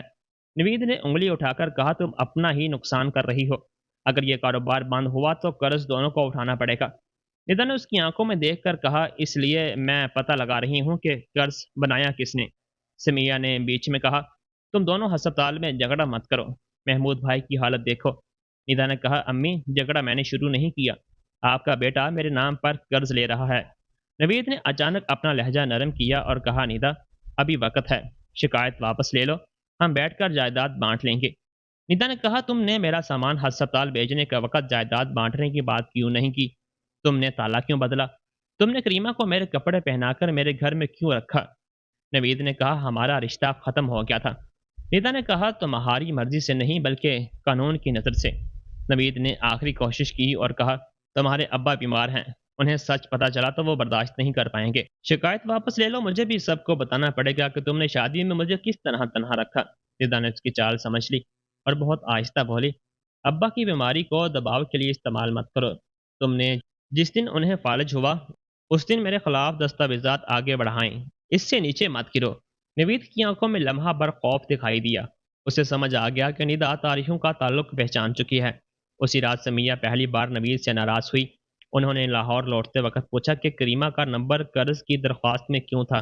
نوید نے انہیں بتایا کہ ندا نے بلا وجہ بینک کو الجھا دیا ہے اور کریمہ صرف کمپنی کی ڈائریکٹر ہونے کی وجہ سے رابطہ شخص تھی۔ لیکن سمیہ نے کہا، گھر تو ندا کے نام بھی ہے۔ نوید نے جواب دینے میں ایک لمحہ زیادہ لیا اور کہا، ہاں اس نے دستخط کیے تھے، اب وہ جھوٹ بول رہی ہے۔ سمیہ نے بیٹے پر یقین کرنے کی کوشش کی لیکن شک کا پہلا بیج پڑ چکا تھا۔ اگلے 2 دن میں ندا نے ایک اور اہم کام کیا۔ اس نے اپنے پرانے فون کا بیک اپ نکالا۔ نوید نے کئی بار اس کے فون سے اکاؤنٹس اور دستاویزات کے کام کیے تھے۔ بیک اپ میں اسے 2 ماہ پرانی ایک دھندلی تصویر ملی جس میں کچن کی میز پر رکھے کچھ دستاویزات دکھائی دے رہے تھے۔ وہ تصویر ندا نے انجانے میں لی تھی جب وہ محمود کو ویڈیو کال پر گھر کے سجاوٹ دکھا رہی تھی۔ ابرار نے تصویر بڑھا کر دیکھی تو ایک صفحے کے اوپر نوین بلڈ کا نام تھا اور دوسرے صفحے پر ندا کے دستخط والا ایک خالی جگہ دکھائی دے رہی تھی۔ تصویر یہ ثابت نہیں کرتی تھی کہ نوید نے جعل سازی کی، لیکن یہ ثابت کرتی تھی کہ نوین بلڈ سے جڑے دستاویزات گھر میں اس وقت موجود تھے जब नवीद निदा से कारोबारी कापियों पर दस्तखत करवा रहा था। बैंक की अजाफी जांच से भी नई मालूमात आना शुरू हुई। दरख्वास्त का इलेक्ट्रॉनिक अमल रात 11:45 पर शुरू हुआ था। उस वक्त इस्तेमाल किए गए इंटरनेट कनेक्शन का पता नवीद के घर से जुड़ा था। तस्दीक के लिए भेजा गया कोड करीमा के नंबर पर गया और चंद ही मिनटों में दर्ज कर दिया गया। निदा ने पूछा, क्या ये काफ़ी है? इब्रार ने कहा, यह बहुत अहम है, लेकिन हमें यह दिखाना होगा कि तुम्हारी रजामंदी नहीं थी। बैंक अफसर का किरदार भी जांचना होगा। मुमकिन है उसने शनाख्त की तस्दीक में लापरवाही की हो। शाख में कर्ज की दरख्वास्त संभालने वाला अफसर रिजवान था। इब्तदाई पूछगछ में उसने दावा किया कि तमाम दस्तावेजात उसे एक मजाज माली मशीर के जरिए मिले थे। उसने निदा से बराह रास्त मुलाकात नहीं की थी, क्योंकि नवीद ने बताया था कि वो मुसलसल दफ्तरी दौरों पर रहती है। दस्तावेजात में एक वीडियो तस्दीक की रिकॉर्डिंग थी। जब बैंक ने उसे जांच के लिए निकाला तो पता चला कि वो वीडियो में औरत का चेहरा मुकम्मल दिखाई नहीं दे रहा था। कैमरा नीचे की तरफ था। आवाज़ साफ थी और सिर्फ हाथ और हाँ मैं शराइत से मुत्तफिक हूँ जैसे अल्फाज सुनाई दे रहे थे। निदा ने वीडियो देखते ही कहा, यह मेरी आवाज़ नहीं है। अबरार ने क्लिप कई बार सुनी। आवाज़ करीमा से मिल सकती थी, लेकिन बगैर तकनीकी जांच के ये यकीनी नहीं था। निदा ने परी को करीमा के पुराने अवामी वीडियो ढूंढने को कहा। चंद साल पहले करीमा ने कंपनी के एक तरबीती प्रोग्राम में प्रेजेंटेशन दी थी। वो वीडियो अब भी सोशल मीडिया पेज पर दस्तयाब थी। इसमें उसकी आवाज़ साफ थी। दोनों रिकॉर्डिंग्स तकनीकी मुवाजने के लिए महफूज कर ली गई। इसी दौरान करीमा के दिल में भी खौफ बढ़ने लगा था। बैंक से नवीन बिल्ड का मुजवजा कर्ज रुक चुका था। जिन सप्लायर से उसने महंगे फर्नीचर और दफ्तरी सामान मंगवाया था, वो एडवांस रकम मांग रहे थे। नवीद हर बार कहता कि अमल चंद दिनों में ठीक हो जाएगा। करीमा ने एक रात उससे कहा, तुमने कहा था कि निदा कुछ नहीं कर पाएगी, उसने दरख्वास्त क्यों रोक दी? नवीद ने चिढ़कर कहा, क्योंकि उसने शिकायत करती है। और अगर दस्तखत जाली साबित हुए तो? करीमा ने पूछा, मेरे फ़ोन का नंबर क्यों डाला? नवीद ने कहा, क्योंकि तस्दीक चाहिए थी। करीमा पहली बार मुकम्मल तौर पर खामोश हो गई। अब तक वो सोचती थी कि वो नवीद की साथी हैं। उसे यकीन था कि निदा सिर्फ एक रस्मी रुकावट है और कर्ज मिलने के बाद नवीद उसके साथ नई ज़िंदगी शुरू करेगा। लेकिन अगर मामला कानूनी जालसाजी में बदल गया तो तस्दीक उसके नंबर से हुई थी। वीडियो में उसकी आवाज़ थी। कंपनी उसके नाम पर थी। नवीद की बेशतर हदायत ज़बानी थी। दस्तावेजात में सबसे वाज़ेह नाम करीमा था। अगले दिन उसने नवीन बिल्ड के बैंक खाते की जांच की तो उसे कुछ पुरानी अदायगियाँ दिखाई थी जो नवीद ने कारोबारी खर्च बताकर भेजी थी। लेकिन एक अंदराज ने उसे चौंका दिया। नवीन बिल्ड से एक और अदारे को 2 लाख रुपए भेजे गए थे। इसका ताल्लुक नवीन के पुराने जानने वाले से था। करीमा ने उस अदायगी की इजाज़त कभी नहीं दी थी। उसने नवीद से पूछा तो उसने कहा, यह आर्जी इंतज़ाम है। करीमा ने कहा, मेरी कंपनी से मेरी इजाज़त के बगैर पैसे क्यों निकाले? नवीद ने कहा, तुम्हारी कंपनी? करीमा, कंपनी मैंने बनाई है। नाम तुम्हारा है क्योंकि अमल आसान था। ये जुमला करीमा के अंदर गहराई तक उतर गया। नाम उसका था, जिम्मेदारी भी उसकी हो सकती थी, लेकिन कंट्रोल नवीद का था। वो समझने लगी थी कि जिस तरह अनीदा को दस्तखतों और घर के ज़रिए इस्तेमाल किया गया, उसी तरह उसे कंपनी और फ़ोन नंबर के ज़रिए इस्तेमाल किया जा रहा है। दूसरी तरफ समिया को घर में एक और झटका लगा। उन्होंने अपने कमरे की अलमारी से त्योहारों के वक़्त पहनने वाले कुछ पुराने ज़ेवरात निकालने चाहे। मखमली डब्बा अपनी जगह पर था, लेकिन उसमें सोने की 2 चूड़ियाँ और एक हार नहीं था। उन्होंने पूरे घर में ढूंढा, फिर नवीद से पूछा। नवीद ने पहले कहा उन्हें याद नहीं होगा, शायद किसी बैंक के लॉकर में रखे हों। सिमिया ने बैंक लॉकर की फहरिस्त निकाली तो जेवरात वहाँ भी नहीं थे। कुछ दिनों बाद उन्हें अपनी सेविंग डिपॉजिट से मुतल्लक एक पैगाम मिला। डिपॉजिट के खिलाफ कर्ज की सहूलत फ़ाल कर दी गई थी। दरख्वास्त में ख़ानदानी कारोबार की हंगामी इमदाद लिखी थी। समिया के पांव तले ज़मीन खिसक गई। उन्होंने नवीद से पूछा, तुमने मेरी डिपॉजिट के खिलाफ कर्ज लिया? नवीद ने मामूली लहजे में कहा, कुछ वक़्त के लिए कारोबार चलेगा तो चुका दूंगा। समिया ने कहा, मुझसे पूछा क्यों नहीं? मैं तुम्हारी माँ हूँ। ख़ानदान के कारोबार के लिए ही तो पैसा है। ये पैसा तुम्हारे वालिद के बाद मेरी हिफाजत के लिए रखा गया था। नवीद ने चिढ़कर कहा, अम्मी हर बात को ड्रामा मत बनाइए। निदा पहले ही परेशानी पैदा कर रही है। सिमिया कुछ लम्हे उसे देखती रही। पहली बार उन्हें निदा के अल्फाज याद आए कि आपका बेटा मेरे नाम पर कर्ज ले रहा है। अब उसने माँ की डिपॉजिट भी इस्तेमाल कर ली थी। उसी शाम सिमिया ने करीमा को घर की मस्जिद के करीब बैठे देखा। वो फ़ोन पर आहिस्ता से किसी बैंक और दस्तावेजात की बात कर रही थी। सिमिया के आने पर उसने फ़ौरन फ़ोन काट दिया। सिमिया ने पूछा, नवीन बिल्ड कंपनी असल में किसकी है? करीमा ने कहा, मेरे नाम पर है। समिया ने पूछा, पैसा किसका इस्तेमाल कर रहा है? करीमा खामोश रही। समिया ने पहली बार उसे सख्त निगाह से देखते हुए कहा, तुमने मेरे बेटे के साथ ताल्लुक रखते हुए ये नहीं सोचा कि उसकी बीवी है? अब कह रही हो सब नहीं बताया गया। करीमा ने भी पहली बार जवाब दिया, आपके बेटे ने कहा था कि शादी सिर्फ कागजों पर बाकी है। उसने कहा, निदा से उसे बरसों से शोहर का सलूक नहीं मिला और आपने भी हमेशा निदा को कसूरवार ठहराया। सिमिया के पास कोई जवाब नहीं था। इधर निदा ने फैसला किया कि अब सिर्फ दिफा काफ़ी नहीं, नवीद को कंट्रोल शुदा सूरत हाल में बोलने देना होगा, लेकिन ऐसा बराह रास्त सामना करके नहीं कर सकती थी। अबरार ने बैंक के साथ एक बाज़ाब्ता दोबारा तस्दीक की मीटिंग का मशवरा दिया। ब्रांच नवीद को बताएगी कि कुछ दस्तावेजात में तकनीकी खराबी है और दरख्वास्त मुकम्मल करने के लिए दोनों फरीकों की आज़ादाना हाजिरी ज़रूरी है। नवीद को ये नहीं बताया जाएगा कि बैंक पहले ही मुमकिन जालसाजी दर्ज कर चुका है। निदा ने पूछा, क्या वो आएगा? अबरार ने कहा, उसे कर्ज की सख्त ज़रूरत है, आएगा। करीमा को कंपनी की डायरेक्टर के तौर पर भी बुलाया जाएगा। मीटिंग से एक दिन पहले नवीद ने निदा को फ़ोन किया। इस बार उसने कॉल उठाई और रिकॉर्डिंग की कानूनी हैसियत समझने के बाद गुफ्तगू को महफूज रखने के लिए अबरार की हदायत पर अमल किया। नवीद ने कहा, बैंक की दोबारा तस्दीक के लिए बुलाया है, तुम वहां जाकर कह देना कि गलत फहमी थी। निदा ने पूछा, कौन सी गलत फहमी? नवीद ने कहा, दस्तखत तुम्हारे ही हैं। निदा ने कहा, अगर मेरे हैं तो तुम्हें फिक्र क्यों है? नवीद कुछ लम्हे खामोश रहा, फिर बोला, तुमने उस रात कागजात पर दस्तखत किए थे। निदा ने कहा, तुमने कहा था वो कारोबारी क्रेडिट का अमल है, कागज ना पढ़ना तुम्हारी गलती है। निदा का दिल तेज धड़कने लगा। वह उसे बोलने देना चाहती थी। उसने कहा, ना तो हमारे घर गिरवी रखने की रजामंदी उन कागजात में थी। नवीद ने चिढ़कर कहा, तुम्हें हर सफा समझाना जरूरी नहीं था, कारोबार हमारा था ही था। निदा ने कहा, नवीन बिल्ड करीमा की कंपनी है, नाम उसका है। नवीद ने कहा, कंट्रोल मेरा है। निदा ने खामोशी बरकरार रखी। नवीद ने आगे कहा, देखो, अगर तुम बैंक से तावन करोगी तो कर्ज मिल जाएगा, मैं तुम्हें तुम्हारा हिस्सा दे दूंगा, वरना घर वैसे भी तनाजे में जाएगा और तुम्हें कुछ नहीं मिलेगा। निदा ने पूछा, मेरा हिस्सा कितना? नवीद ने कहा, जो मैं मुनासिब समझूंगा। निदा ने कहा, और अगर मैं तावन ना करूं? नवीद की आवाज़ ठंडी हो गई और उसने कहा, तुम्हारी नौकरी पर पहले ही सवालात उठ चुके हैं, तुम्हारे वालिद की हालत खराब है, तुम एक साथ कितनी लड़ाइयाँ लड़ोगी?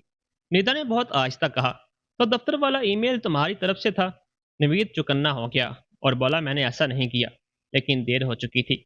उसने यह तस्लीम कर लिया था कि उसे इस खुफिया शिकायत की इत्तला है, जबकि निदा ने इसके बारे में उससे कभी बात नहीं की थी। कॉल ख़त्म होने के बाद निदा ने रिकॉर्डिंग अबरार को भेज दी। अबरार ने कहा, उसने बराह रास्त जुर्म कबूल नहीं किया, लेकिन कई अहम बातें कही हैं। उसने तस्लीम किया कि दस्तखत करवाते वक्त मकसद वाज़ेह नहीं किया गया। उसने कहा, कंपनी पर कंट्रोल उसका है और उसे तुम्हारे दफ्तर की शिकायत की इतला थी। अगली सुबह बैंक की मीटिंग तय थी। निदा वक्त से पहले पहुंची। उसके साथ इब्रार था। एक अलग कमरे में बैंक की जांच टीम, ब्रांच मैनेजर और तकनीकी अफसर मौजूद थे।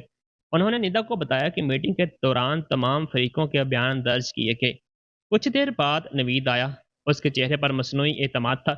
उसके पीछे करीमा थी, जो मामूल से ज़्यादा परेशान दिखाई दे रही थी। वो नवीद से फासला बनाकर बैठी। सिमिया को बाज़ाब्ता तौर पर नहीं बुलाया गया था, लेकिन वो भी बैंक की अमारत तक आई थी। अपनी सेविंग डिपॉजिट से मुतल्लक मामले की मालूमात देने के बहाने उन्होंने एक अलग काउंटर पर शिकायत दर्ज की। उनका चेहरा संगीन था। मीटिंग शुरू होने से पहले नवीद ने निदा की तरफ झुककर सरगोशी की, जो कहा है वो ही करना, इसे बड़ा मत बना। उसने उसकी तरफ देखा लेकिन जवाब नहीं दिया। बैंक अफसर ने दरख्वास्त की फाइल खोली और कहा, आज हम सिर्फ चंद तकनीकी निकात की तस्दीक करेंगे। जायदाद की रजामंदी, डिजिटल तस्दीक और फ़ायदा उठाने वाले खाते से मुतल्लक सवालात होंगे। नवीद कुर्सी पर पीछे टिक गया। उसे अभी भी लगता था कि वो सूरत हाल संभाल सकता है, लेकिन करीमा की उंगलियां मेज़ के नीचे कांप रही थीं। उसे अब पहली बार वाज़ेह दिखाई दे रहा था कि सामने रखी फाइल में निदा की बजाय उसका अपना मुस्तकबिल फंसा हुआ था। निदा जानती थी कि बस चंद ही सवालों के बाद नवीद को बचाने के लिए खड़ी दो खवातीन, उसकी माँ और उसकी महबूबा, खुद उससे दूरी बनाना शुरू कर देंगी। बैंक के कॉन्फ्रेंस रूम में मौजूद हर शख्स के सामने एक पतली फाइल, पानी का गिलास और नाम की तख्ती रखी थी। बाहर आम ग्राहक अपने काम में मसरूफ थे, लेकिन बंद दरवाजे के अंदर माहौल ऐसा था जैसे किसी ने हवा तक रोक दी हो। नवीद ने कमरे में चारों तरफ देखा। ब्रांच मैनेजर, बैंक के अंदरूनी तहकीकाती अफसर, تکنیکی ماہر ندا، ابرار اور کریمہ سب موجود تھے۔ اسے ابھی بھی یقین تھا کہ یہ صرف ایک رسمی رکاوٹ ہے۔ اس نے اپنی کرسی پر پیچھے ٹکتے ہوئے ایسا بھید بنایا جیسے وقت کا ضیاع ہو رہا ہے۔ تحقیقاتی افسر نے درخواست کی اصل فائل کھولی اور کہا، نوید احمد، یہ درخواست آپ کے کاروبار کی توسیع کے لیے 1 کروڑ 20 لاکھ روپے کے قرض سے متعلق ہے۔ جائیداد ڈیفنس ہاؤسنگ اتھارٹی میں واقع مشترکہ مکان ہے۔ فائدہ اٹھانے والا ادارہ نوین بلڈ کو پرائیویٹ لمیٹڈ ہے۔ کیا یہ تفصیلات درست ہیں؟ نوید نے بغیر ہچکچاہٹ کے کہا، ہاں۔ کمپنی کی ڈائریکٹر محترمہ کریمہ ہے۔ کاغذات پر حقیقی کاروباری عمل میں دیکھتا ہوں۔ کریمہ نے فوراً اس کی طرف دیکھا۔ یہ جواب نوید نے معمولی لہجے میں دیا تھا، لیکن اس کے لیے یہ کسی انتباہ سے کم نہیں تھا۔ اب تک نوید اسے شریک کار کہتا تھا۔ بینک کے سامنے اس نے صاف کر دیا تھا کہ اس کا نام صرف کاغذات کے لیے استعمال ہوا تھا۔ تحقیقاتی افسر نے اگلا سوال پوچھا، جائیداد کی شریک مالک ندا کی رضامندی آپ نے کیسے حاصل کی؟ نوید نے ندا کی طرف دیکھے بغیر کہا، انہوں نے دستاویزات پر دستخط کیے تھے۔ افسر نے پوچھا، کس تاریخ کو؟ نوید کچھ دیر رکا اور بولا، تاریخ یاد نہیں۔ افسر نے کہا، دستاویزات کا مقصد انہیں بتایا کیا تھا؟ نوید نے کہا، ہاں۔ ندا نے اس کی طرف دیکھا۔ کچھ دن پہلے فون پر وہی شخص کہہ چکا تھا کہ اس نے دستاویزات پڑھے بغیر دستخط کیے، تو یہ اس کی غلطی تھی۔ اب بینک کے سامنے وہ دعویٰ کر رہا تھا کہ سب کچھ بتایا گیا تھا۔ افسر نے پرنٹ شدہ صفحہ اس کی طرف بڑھاتے ہوئے کہا، یہ ندا کی تحریری اعتراض ہے۔ ان کا کہنا ہے کہ انہیں جائیداد گروی رکھنے کی کوئی اطلاع نہیں تھی۔ وہ صرف کاروباری کریڈٹ سے متعلق کاغذات پر دستخط کرنے کی بات تسلیم کرتی ہے۔ آپ کا کیا کہنا ہے؟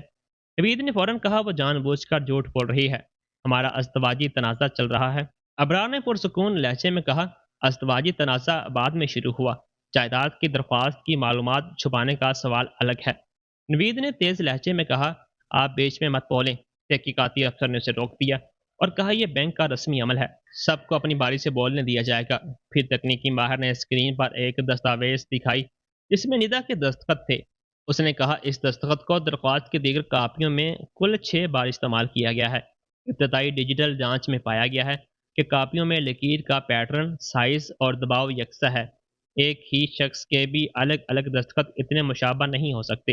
ہمارا ابتدائی نتیجہ ہے کہ ایک دستخط کی اسکین شدہ تصویر کو کئی جگہوں پر چپکایا گیا۔ نوید نے فوراً کہا، یہ ایجنسی کی غلطی ہو سکتی ہے، میں نے کاغذات دیے تھے۔ افسر نے پوچھا، کون سی ایجنسی؟ نوید نے کہا، عرب سپلائی سولوشنز کے ذریعے مشیر ملا تھا۔ افسر نے کہا، اس مشیر کا نام؟ نوید نے پھر دیر کی اور بولا، مجھے ابھی یاد نہیں۔ تحقیقاتی افسر نے فائل سے ایک ای میل نکالا اور کہا، درخواست بینک کو براہ راست آپ کے کاروباری ای میل سے بھیجی گئی تھی، کوئی بیرونی مشیر بھیجنے والے کے طور پر درج نہیں ہے۔ نوید نے ہونٹ بھینچ لیے۔ کریمہ اب تک خاموش بیٹھی تھی، لیکن اس کی سانسیں تیز ہو چکی تھیں۔ اس نے آہستہ سے کہا، مجھے بتایا گیا تھا کہ تمام دستخط درست ہیں۔ نوید اس کی طرف مڑا اور بولا، تم ابھی خاموش رہو۔ تحقیقاتی افسر نے فوراً کریمہ سے پوچھا، آپ نے شریک مالک کی تصدیق کے لیے اپنا موبائل نمبر کیوں دیا؟ کریمہ نے کہا، میں نے خود نہیں دیا۔ نوید نے کہا تھا کہ ندا کا فون اکثر دستیاب نہیں رہتا، اس نے مجھے صرف ایک کوڈ بتانے کو کہا تھا۔ کمرے میں ہلچل مچی۔ نوید نے غصے میں کہا، کریمہ سوچ کر بولو۔ اس نے پہلی بار سخت لہجے میں کہا، میں سوچ کر ہی بول رہی ہوں، تم نے کہا تھا یہ صرف کمپنی رجسٹریشن کا کوڈ ہے۔ تحقیقاتی افسر نے تکنیکی رپورٹ سامنے رکھی اور کہا، 3 الگ الگ تصدیقی پیغامات آپ کے نمبر پر گئے۔ پہلا جائیداد کی رضامندی، دوسرا شریک درخواست گزار کی شناخت اور تیسرا قرض کی تقسیم کی قبولیت سے متعلق تھا۔ ہر پیغام میں مقصد واضح لکھا تھا۔ کریمہ کا چہرہ اتر گیا۔ اس نے کہا، میں نے پیغام پورے نہیں پڑھے۔ نوید نے کہا تھا کہ فوراً کوڈ بتاؤ۔ پھر افسر نے پوچھا، کیا آپ نے ویڈیو تصدیق میں حصہ لیا؟ کریمہ خاموش ہو گئی۔ اسکرین پر دھندلی ویڈیو کلپ چلائی گئی۔ چہرہ پورا نہیں دکھائی دے رہا تھا، لیکن عورت کی آواز سنائی تھی، ہاں میں شریک سے متفق ہوں۔ پھر کریمہ کے پرانے تربیتی پروگرام کا عوامی ویڈیو چلایا گیا۔ دونوں آوازوں کی لے، تلفظ اور سانس لینے کا انداز بہت مشابہ تھا۔ تکنیکی ماہر نے کہا، حتمی نتیجہ صوتی جانچ کے بعد آئے گا، لیکن ابتدائی مشابہت واضح ہے۔ کریمہ کی آنکھوں میں آنسو آ کے اس نے نوید کی طرف دیکھا اور کہا، تم نے کہا تھا صرف رسمی کارروائی ہے۔ نوید بھڑک اٹھا اور بولا، تمہیں کمپنی میں حصہ چاہیے تھا، اب مصیبت آئی تو بے گناہ بن رہی ہو۔ کریمہ کی آواز کانپ گئی۔ اس نے کہا، کمپنی کے کھاتے سے پیسے تم نے اپنے لوگوں کو بھیجے، سارے قرض میرے نام پر چھوڑے اور اب کہہ رہے ہو حصہ چاہیے تھا۔ ندا نے دونوں کو دیکھا۔ جس عورت نے اس کے گھر میں داخل ہو کر اس کے کپڑے پہنے اور اسے کمزور سمجھا، وہی اب سمجھ رہی تھی کہ نوید کے لیے وہ بھی کوئی عزیز ساتھی نہیں تھی، وہ صرف ایک نام، ایک دستخط اور ایک ذمہ داری تھی۔ تحقیقاتی افسر نے نوید سے پوچھا، نوین بلڈ کے کھاتے سے جڑے دیگر غیر مجاز ادائیگیوں کا حکم کس نے دیا؟ نوید نے کہا، کمپنی کے معمول کے اخراجات تھے۔ کریمہ نے فوراً کہا، نہیں، مجھے 2 لاکھ اور 35 لاکھ کی 2 ادائیگیوں کی اطلاع نہیں تھی۔ تکنیکی افسر نے بتایا، ایک ادائیگی نوید کے پرانے کاروباری ساتھی کی فرم کو گئی، دوسری ایک ذاتی کھاتے میں نامعلوم طور پر منتقل ہوئی۔ کریمہ کی کرسی پیچھے ہٹ گئی، اس کی آنکھوں میں اب ڈر سے زیادہ غصہ تھا۔ اس نے کہا، تم نے میری کمپنی سے اپنا پرانا قرض چکایا؟ نوید نے کوئی جواب نہیں دیا۔ اسی وقت کانفرنس روم کا دروازہ کھلا اور سمیہ اندر آ گئی۔ ان کے ہاتھ میں بینک کی دوسری شاخ سے لیے گئے کچھ دستاویزات تھے۔ انہوں نے اجازت لے کر ایک کرسی پر بیٹھتے ہوئے کہا، مجھے بھی کچھ کہنا ہے۔ نوید نے حیرت سے پوچھا، امی آپ یہاں کیوں آئی ہیں؟ سمیہ نے اس کی طرف نہیں دیکھا۔ انہوں نے دستاویزات تحقیقاتی افسر کے سامنے رکھ دیے اور کہا، میری سیونگ ڈپازٹ کے خلاف قرض کی سہولت بنائی گئی ہے۔ درخواست میں کہا گیا ہے کہ میرے خاندانی کاروبار کے لیے میری رضامندی ہے۔ میں نے کوئی رضامندی نہیں دی۔ نوید کے چہرے پر پہلی بار حقیقی خوف ابھرا۔ اس نے کہا، امی وہ عارضی انتقام تھا، میں واپس کرنے والا تھا۔ سمیہ کی آنکھیں سرخ ہو گئیں۔ انہوں نے کہا، تم نے ندا کے نام پر گھر گروی رکھا، کریمہ کے نام پر کمپنی بنائی اور میرے بڑھاپے کے ڈپازٹ کے خلاف قرض لیا۔ کس کو واپس کرنے والے تھے؟ کس کو بچانے والے تھے؟ نوید نے آہستہ سے کہا، کاروبار کھڑا ہو جاتا تو سب ٹھیک ہو جاتا۔ سمیہ نے اپنے بیگ سے ایک چھوٹی رسید نکالی اور کہا، میری چوڑیاں اور ہار بھی گروی رکھے گئے، یہ رسید تمہارے میز کے پیچھے ملی۔ کریمہ نے حیرت سے نوید کی طرف دیکھا۔ ندا کا چہرہ سخت رہا، لیکن اس کے اندر برسوں سے جمے ایک وہم کا مکمل خاتمہ ہو گیا۔ نوید صرف رشتوں کے طور پر بے ایمان نہیں تھا، وہ ہر رشتے کو وسائل سمجھتا تھا، بیوی کا گھر، محبوبہ کا نام اور ماں کی بچت۔ تحقیقاتی افسر نے سمیہ سے پوچھا، کیا آپ یہ دستاویزات رسمی کارروائی کے لیے ہمیں دینے کو تیار ہیں؟ سمیہ نے کہا، ہاں۔ نوید نے قریباً چیختے ہوئے کہا، امی آپ اپنی بیٹی کے خلاف جا رہی ہیں؟ سمیہ نے پہلی بار سیدھے اس کی آنکھوں میں دیکھا اور کہا، بیٹا وہ ہوتا ہے جو ماں کی چھت بچاتا ہے، تم نے میری حفاظت بھی بیچ دی، میں جھوٹ بول کر تمہیں نہیں بچاؤں گی۔ کمرے کا ماحول بدل چکا تھا۔ نوید اب کسی ایک عورت کے سامنے نہیں بلکہ اپنی ہی بنائی ہوئی سازش کے ملبے پر بیٹھا تھا۔ ابرار نے ندا کی طرف اشارہ کیا۔ اب وہ ریکارڈ شدہ فون کی گفتگو پیش کرنے کا وقت تھا۔ آڈیو چلائی گئی جس میں نوید کی آواز صاف سنائی دے رہی تھی، تم نے اس رات کاغذات پر دستخط کیے تھے۔ ندا کی آواز آئی، تم نے کہا تھا وہ کاروباری کریڈٹ کی کاپی ہے۔ نوید بولا، کاغذ نہ پڑھنا تمہاری غلطی ہے۔ پھر وہ حصہ سنایا گیا جس میں اس نے کہا تھا، نوین بلڈ نام اس کا ہے، کنٹرول میرا ہے، اور آخر میں وہ دھمکی، تمہاری نوکری پر پہلے ہی سوالات اٹھ چکے ہیں۔ آڈیو ختم ہوئی تو تحقیقاتی افسر نے نوید سے پوچھا، آپ کو ندا کے دفتر میں بھیجی گئی خفیہ شکایت کی اطلاع کیسے ملی؟ نوید نے کہا، اس نے مجھے بتایا ہوگا۔ ندا نے فوراً کہا، میں نے کبھی نہیں بتایا۔ کریمہ نے سر جھکا لیا۔ افسر نے اس کی طرف دیکھ کر پوچھا، وہ ای میل کس نے بنایا؟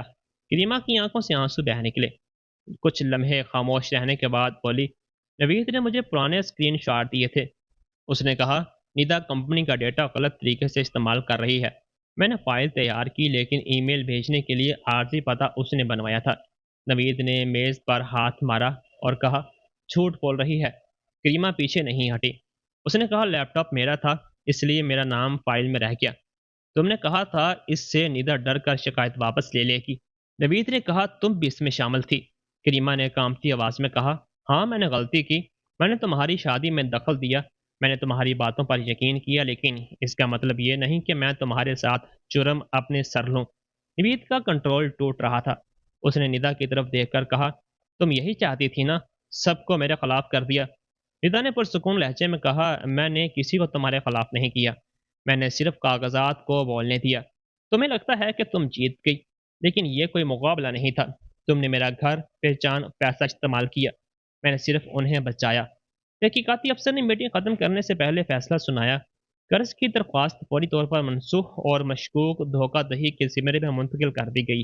تمام ڈیجیٹل ریکارڈ محفوظ کیے جائیں گے۔ بینک ملازم کی کردار کی علیحدہ جانچ ہوگی۔ جائیداد پر کوئی قرض یا بوجھ درج نہیں کیا جائے گا۔ کریمہ اور نوید کے بیانات باضابطہ جانچ کے لیے آگے بھیجے جائیں گے۔ ندا کے دستخط اور ویڈیو تصدیق کی جانچ ہوگی۔ ابرار نے اسی دن پولیس اور اقتصادی جرائم سے متعلق ابتدائی شکایت درج کروائی۔ اس نے واضح کیا کہ حتمی دفعات جانچ کے نتائج پر منحصر ہوں گی، لیکن شناخت کا غلط استعمال، جعلی دستاویزات، دھوکہ دہی کی کوشش اور مالی دھمکی کی کافی اشارے موجود ہیں۔ بینک سے نکلتے وقت نوید نے ندا کو روکنے کی کوشش کی۔ اس نے کہا، ندا 5 منٹ بات کر لو۔ وہ رکی لیکن ابرار سے دور نہیں گئی۔ نوید کا لہجہ اب پہلے جیسا سخت نہیں تھا۔ اس نے کہا، معاملہ اتنا آگے لے جانے کی ضرورت نہیں تھی، ہم آپس میں نپٹا سکتے تھے۔ ندا نے پوچھا، جب تم نے میرا سامان ہسپتال بھیجا تھا تب آپس نے نپٹانے کا خیال کیوں نہیں آیا؟ نوید نے کہا، میں غصے میں تھا۔ ندا نے کہا، جائیداد کی تشخیص بھی غصے میں کروائی، میرے دستخط کی نقل بھی غصے میں بنائی، کریمہ کا نمبر تصدیق میں بھی غصے میں ڈالا، میری نوکری پر جھوٹی شکایت بھی غصے میں بھیجی۔ نوید نے دبے لفظوں میں کہا، میں دباؤ میں تھا۔ نیتا نے کہا، ہر بار جب تم نے کسی کو دھوکہ دیا تم دباؤ میں تھے، جب نتائج سامنے آئے تب ہی تم خود کو مظلوم بنا رہے ہو۔ وہ وہاں سے چلی گئی۔ اگلے چند ہفتے ندا کے لیے آسان نہیں تھے۔ قانون کا عمل کسی کہانی کی طرح ایک دن میں ختم نہیں ہوتا۔ اسے کئی بار بیانات دینے پڑے، دستخطوں کے ماہر کے سامنے نمونے دینے پڑے، بینک ریکارڈ، ای میلز اور فون بیک اپ فراہم کرنے پڑے۔ دفتر کی آئی ٹی ٹیم نے جعلی شکایت کی تفصیلی رپورٹ تیار کی، جس نے ثابت کیا کہ منسلک اسکرین شاٹ پرانے سافٹ ویئر سے لیے گئے تھے اور ان میں ڈیجیٹل تبدیلی ہوئی تھی۔ کمپنی انتظامیہ نے ندا کو تحریری طور پر بے قصور قرار دیا اور اس کے خلاف کوئی کارروائی نہیں کی، بلکہ انہوں نے اس کی پیشہ ورانہ دیانتداری کی تعریف کی۔ اس نے ذاتی بحران کے باوجود تمام ریکارڈ شفاف رکھے۔ محمود آہستہ آہستہ صحت یاب ہو رہے تھے، ان کے بولنے کی صلاحیت لوٹ رہی تھی اور فزیو تھراپی شروع ہو چکی تھی۔ نیتا نے جتنا ممکن ہو شادی کی پوری سچائی ان سے چھپائی رکھی، لیکن ایک دن انہوں نے خود اس کا ہاتھ پکڑ کر پوچھا، نوید کیوں نہیں آتا؟ نیتا اب جھوٹ نہیں بول سکی۔ اس نے سب کچھ نہیں بتایا، صرف اتنا کہا کہ نوید نے اعتماد توڑا ہے اور وہ دونوں الگ ہو رہے ہیں۔ محمود کچھ دیر خاموش رہے، پھر بولے، خیر بچ گئی۔ نیتا کی آنکھیں بھر آئیں۔ اس نے کہا، ہاں میری عزت بھی بچ گئی۔ محمود نے بہت مشکل سے مسکراتے ہوئے کہا، پھر تو کچھ نہیں ہاری۔ اس ایک جملے نے ندا کے اندر مہینوں سے جمع درد کو نیا معنی دیا۔ اس نے شوہر کھویا تھا، لیکن حقیقت میں جس نے اسے شوہر نہیں بلکہ ایک دستاویز سمجھا، اسے زندگی میں برقرار رکھنا کوئی عزت نہیں ہوتی۔ سمیہ نے بھی ندا سے ملنے کی خواہش ظاہر کی۔ پہلی ملاقات اسپتال کی کنٹین میں ہوئی۔ سمیہ پہلی جیسی سخت نہیں تھی، ان کے ہاتھوں میں وہی چوڑیاں تھیں جنہیں نوید نے گروی رکھا تھا۔ انہیں چھڑانے کا عمل جاری تھا۔ انہوں نے آہستہ سے کہا، میں نے تمہیں بہت قصوروار ٹھہرایا۔ ندا خاموش رہی۔ سمیہ نے کہا، مجھے لگتا ہے بیٹا جو کر رہا ہے وہی سچ ہوگا۔ میں نے اولاد نہ ہونے کا الزام بھی تمہیں دیتی رہی، کبھی رپورٹ دیکھنے کی کوشش نہیں کی۔ نیتا نے کہا، اب یہ سب کہنے سے جو ہوا وہ بدل نہیں سکتا۔ سمیہ نے کہا، میں معافی مانگنے آئی ہوں، حق جتانے نہیں۔ نیتا نے فوراً انہیں معاف نہیں کیا۔ کچھ چوٹوں کو صرف الفاظ سے نہیں بھرا جا سکتا۔ پھر بھی اس نے ان کی بات سنی۔ سمیہ نے نوید کے خلاف ضروری دستاویزات دینے پر اتفاق برقرار رکھا اور عدالت میں بیان بدلنے سے انکار کر دیا۔ کریمہ نے بھی جانچ میں تعاون شروع کیا۔ اس نے نوید کے پیغامات، کمپنی کے کھاتوں میں ہدایت اور وہ ای میلز دیے جن میں اس نے ندا کے دستخطوں والی فائل بھیجی تھی۔ اس نے تسلیم کیا کہ وہ تعلق اور مالی منصوبہ بندی دونوں میں شامل تھی۔ اس کے تعاون سے اس کی اپنی ذمہ داری ختم نہیں ہوئی، لیکن کئی چھپی ہوئی ادائیگیاں سامنے آئیں۔ نوید نے پہلے سب کو قصوروار ٹھہرایا، بینک افسر کو، کریمہ کو، ندا کو اور اپنی ماں کو۔ پھر اس نے دعویٰ کیا کہ کاروباری دباؤ کی وجہ سے اس سے غلطیاں ہوئیں۔ اس کے پرانے کاروبار پر پہلے ہی قرض تھا۔ اس نے نئی کمپنی کے نام پر قرض لے کر پرانے قرضے چکانے اور نیا کاروبار شروع کرنے کا منصوبہ بنایا تھا۔ اگر منصوبہ کامیاب ہو جاتا اور قرض کی ادائیگیاں ہو جاتی تو وہ ندا کو ایک چھوٹی رقم دے کر طلاق پر مجبور کرتا اور گھر پر کنٹرول رکھتا، لیکن منصوبہ ناکام ہوتے ہی اس کے پرانے قرضے سامنے آ گئے۔ اس کی کئی جائیدادوں اور کھاتوں پر قانونی پابندیاں لگ گئیں۔ نوین بلڈ کا کاروبار بند ہو گیا، ذاتی ساکھ ٹوٹ گئی۔ جن لوگوں کے سامنے وہ خود کو کامیاب تاجر بناتا تھا وہ اس سے دوری بنانے لگے۔ ندا نے طلاق کی درخواست دائر کی۔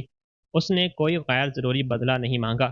اس کا مطالبہ واضح تھا، اپنی جائیداد کا قانونی حق، اپنے نام پر بنے تمام جھوٹے ذمہ داریوں سے نجات اور مالی دھوکہ دہی کی آزادانہ جانچ۔ सालसी की एक मीटिंग में नवीद ने पहली बार उसके सामने सर झुकाया। वो पहले से काफ़ी बदला हुआ दिखाई दे रहा था। चेहरा थका हुआ, दाढ़ी पड़ी हुई और आवाज़ में वो एतमाद नहीं था जिसे निदा बरसों से जानती थी। उसने कहा, शिकायत वापस ले लो, मैं घर तुम्हारे नाम कर दूंगा। निदा ने जवाब दिया, घर पहले ही आधा मेरे नाम है। नवीद ने कहा, मेरा हिस्सा भी ले लो। निदा ने कहा, तुम वो चीज़ दे रहे हो जिसे कानून पहले ही चैलेंज कर रहा है। नवीद ने हाथ जोड़ लिया और कहा, अम्मी भी मुझसे बात नहीं करती। करीमा ने सारे पैगामात दे दिए, कारोबार ख़त्म है, अगर मामला आगे गया तो मैं बर्बाद हो जाऊंगा। निदा ने देर तक उसे देखा। शादी के इब्तदाई सालों में वही चेहरा उसे तहफ़्फ़ुज़ देता था। कभी वो उसकी एक मुस्कुराहट के लिए घंटों नाराज़गी भूल जाती थी। लेकिन अब सामने बैठा आदमी उसके लिए अजनबी नहीं था। वह पहली बार मुकम्मल तौर पर पहचान में आया था। उसने पूछा, तुम किस बात के लिए माफ़ी मांग रहे हो? मेरे वालिद के अस्पताल में होते मुझे अकेला छोड़ने के लिए? मेरा सामान कचरे की तरह भेजने के लिए? दूसरी औरत को मेरे घर में बिठाने के लिए? मेरे दस्तखतों और पहचान के गलत इस्तेमाल के लिए? नवीद ने आहिस्ता से कहा, मुझसे गलती हुई। निदा ने सर हिलाया और कहा, तुम दुखी इसलिए नहीं हो रहे कि तुमने मुझे चोट पहुंचाई, तुम इसलिए डर रहे हो क्योंकि तुम्हें नताइज भुगतना पड़ रहे हैं। नवीद की आंखों से आंसू निकल आए। वह कुर्सी से उठकर उसके सामने घुटनों पर बैठ गया और बोला, एक मौका दे दो। नीता पीछे हट गई और बोली, मैंने तुम्हें 6 साल दिए, तुमने इन 6 सालों का इस्तेमाल मुझे कमज़ोर समझने में किया। अब मैं तुम्हें अपनी बाकी ज़िंदगी नहीं दूंगी। वो मीटिंग ख़त्म करके बाहर चली गई। कई महीनों बाद तलाक का हुक्म मुकम्मल तौर पर नाफिज हो गया। मुश्तरका घर के हवाले से माली तामन, धोखाधड़ी की कोशिश और मतनाज़ा जिम्मेदारियों को मद्देनज़र रखते हुए कानूनी मुआहिदा हुआ। ईदा ने अपना जायज़ हिस्सा महफूज कर लिया। उसके नाम पर कोई नया कर्ज नहीं माना गया। नवीद की मुजरमाना और माली जिम्मेदारियों की जांच अलग जारी थी। निदा डिफेंस हाउसिंग अथॉरिटी वाले घर में फ़ौरन वापस नहीं गई। उसने कुछ वक़्त के लिए उसे बंद रखा। उस घर में सिर्फ दीवारें नहीं थीं, वहाँ उसकी ज़िल्लत और झूठ की यादें थीं। बाद में उसने कानूनी अमल मुकम्मल होने पर घर बेचने का फ़ैसला किया और अपना हिस्सा लेकर लाहौर में एक ही छोटा-सा अपार्टमेंट खरीदा। उसने नए घर की पहली दुआ महमूद के साथ की। समिया नहीं आई, लेकिन उन्होंने एक सादा पैगाम भेजा, तुम्हारी नई ज़िंदगी सुकून से भरी रहे। ईदा ने जवाब में सिर्फ शुक्रिया लिखा। महमूद अब वाकर के सहारे चलने लगे थे। नए घर की बालकनी में बैठकर वो सुबह का अखबार पढ़ते और बेटी से कहते कि पौधों में पानी कम डाला करो। अतवार को वसीम अपने ख़ानदान के साथ आता। किचन में पकौड़ों की खुशबू फैलती और घर में वो मानूस आवाज़ लौट आई जिसे निदा ने बरसों तक सिर्फ शादी से मुंसलिक देखा था। कभी कभी रात को उसे अस्पताल का वही राहदारी याद आती, नया सूट केस, मुड़ा हुआ कागज़ और वह सतर, अब वापस मत आना। निदा ने उस कागज़ को कभी नहीं फेंका, उसे किसी याद के तौर पर नहीं बल्कि एक इंतबाह के तौर पर महफूज रखा। लेकिन शादी में सबसे बड़ा धोखा सिर्फ किसी तीसरे शख्स का आना नहीं होता। सबसे बड़ा धोखा तब होता है जब कोई साथी आपकी मोहब्बत को, आपकी रियासत, आपकी पहचान और आपकी आज़ादी छीनने का हक समझ ले। रिश्ते माफ़ी से बच सकते हैं, लेकिन माफ़ी तभी मायने रखती है जब गलती तस्लीम की जाए। जो शख्स सिर्फ नताइज से डर कर घुटनों पर बैठता है, वो तौबा नहीं कर रहा होता, वो सिर्फ अपना कंट्रोल वापस मांग रहा होता है। निदा ने उसे वो कंट्रोल वापस देने से इनकार कर दिया और पहली बार उसने अपनी ज़िंदगी की चाबी किसी और के हाथ में नहीं बल्कि अपनी मुट्ठी में रखी। दोस्त, कहानी अच्छी लगी हो तो वीडियो को लाइक और चैनल को सब्सक्राइब भी लाजमी कर दीजिएगा। अल्लाह हाफिज़।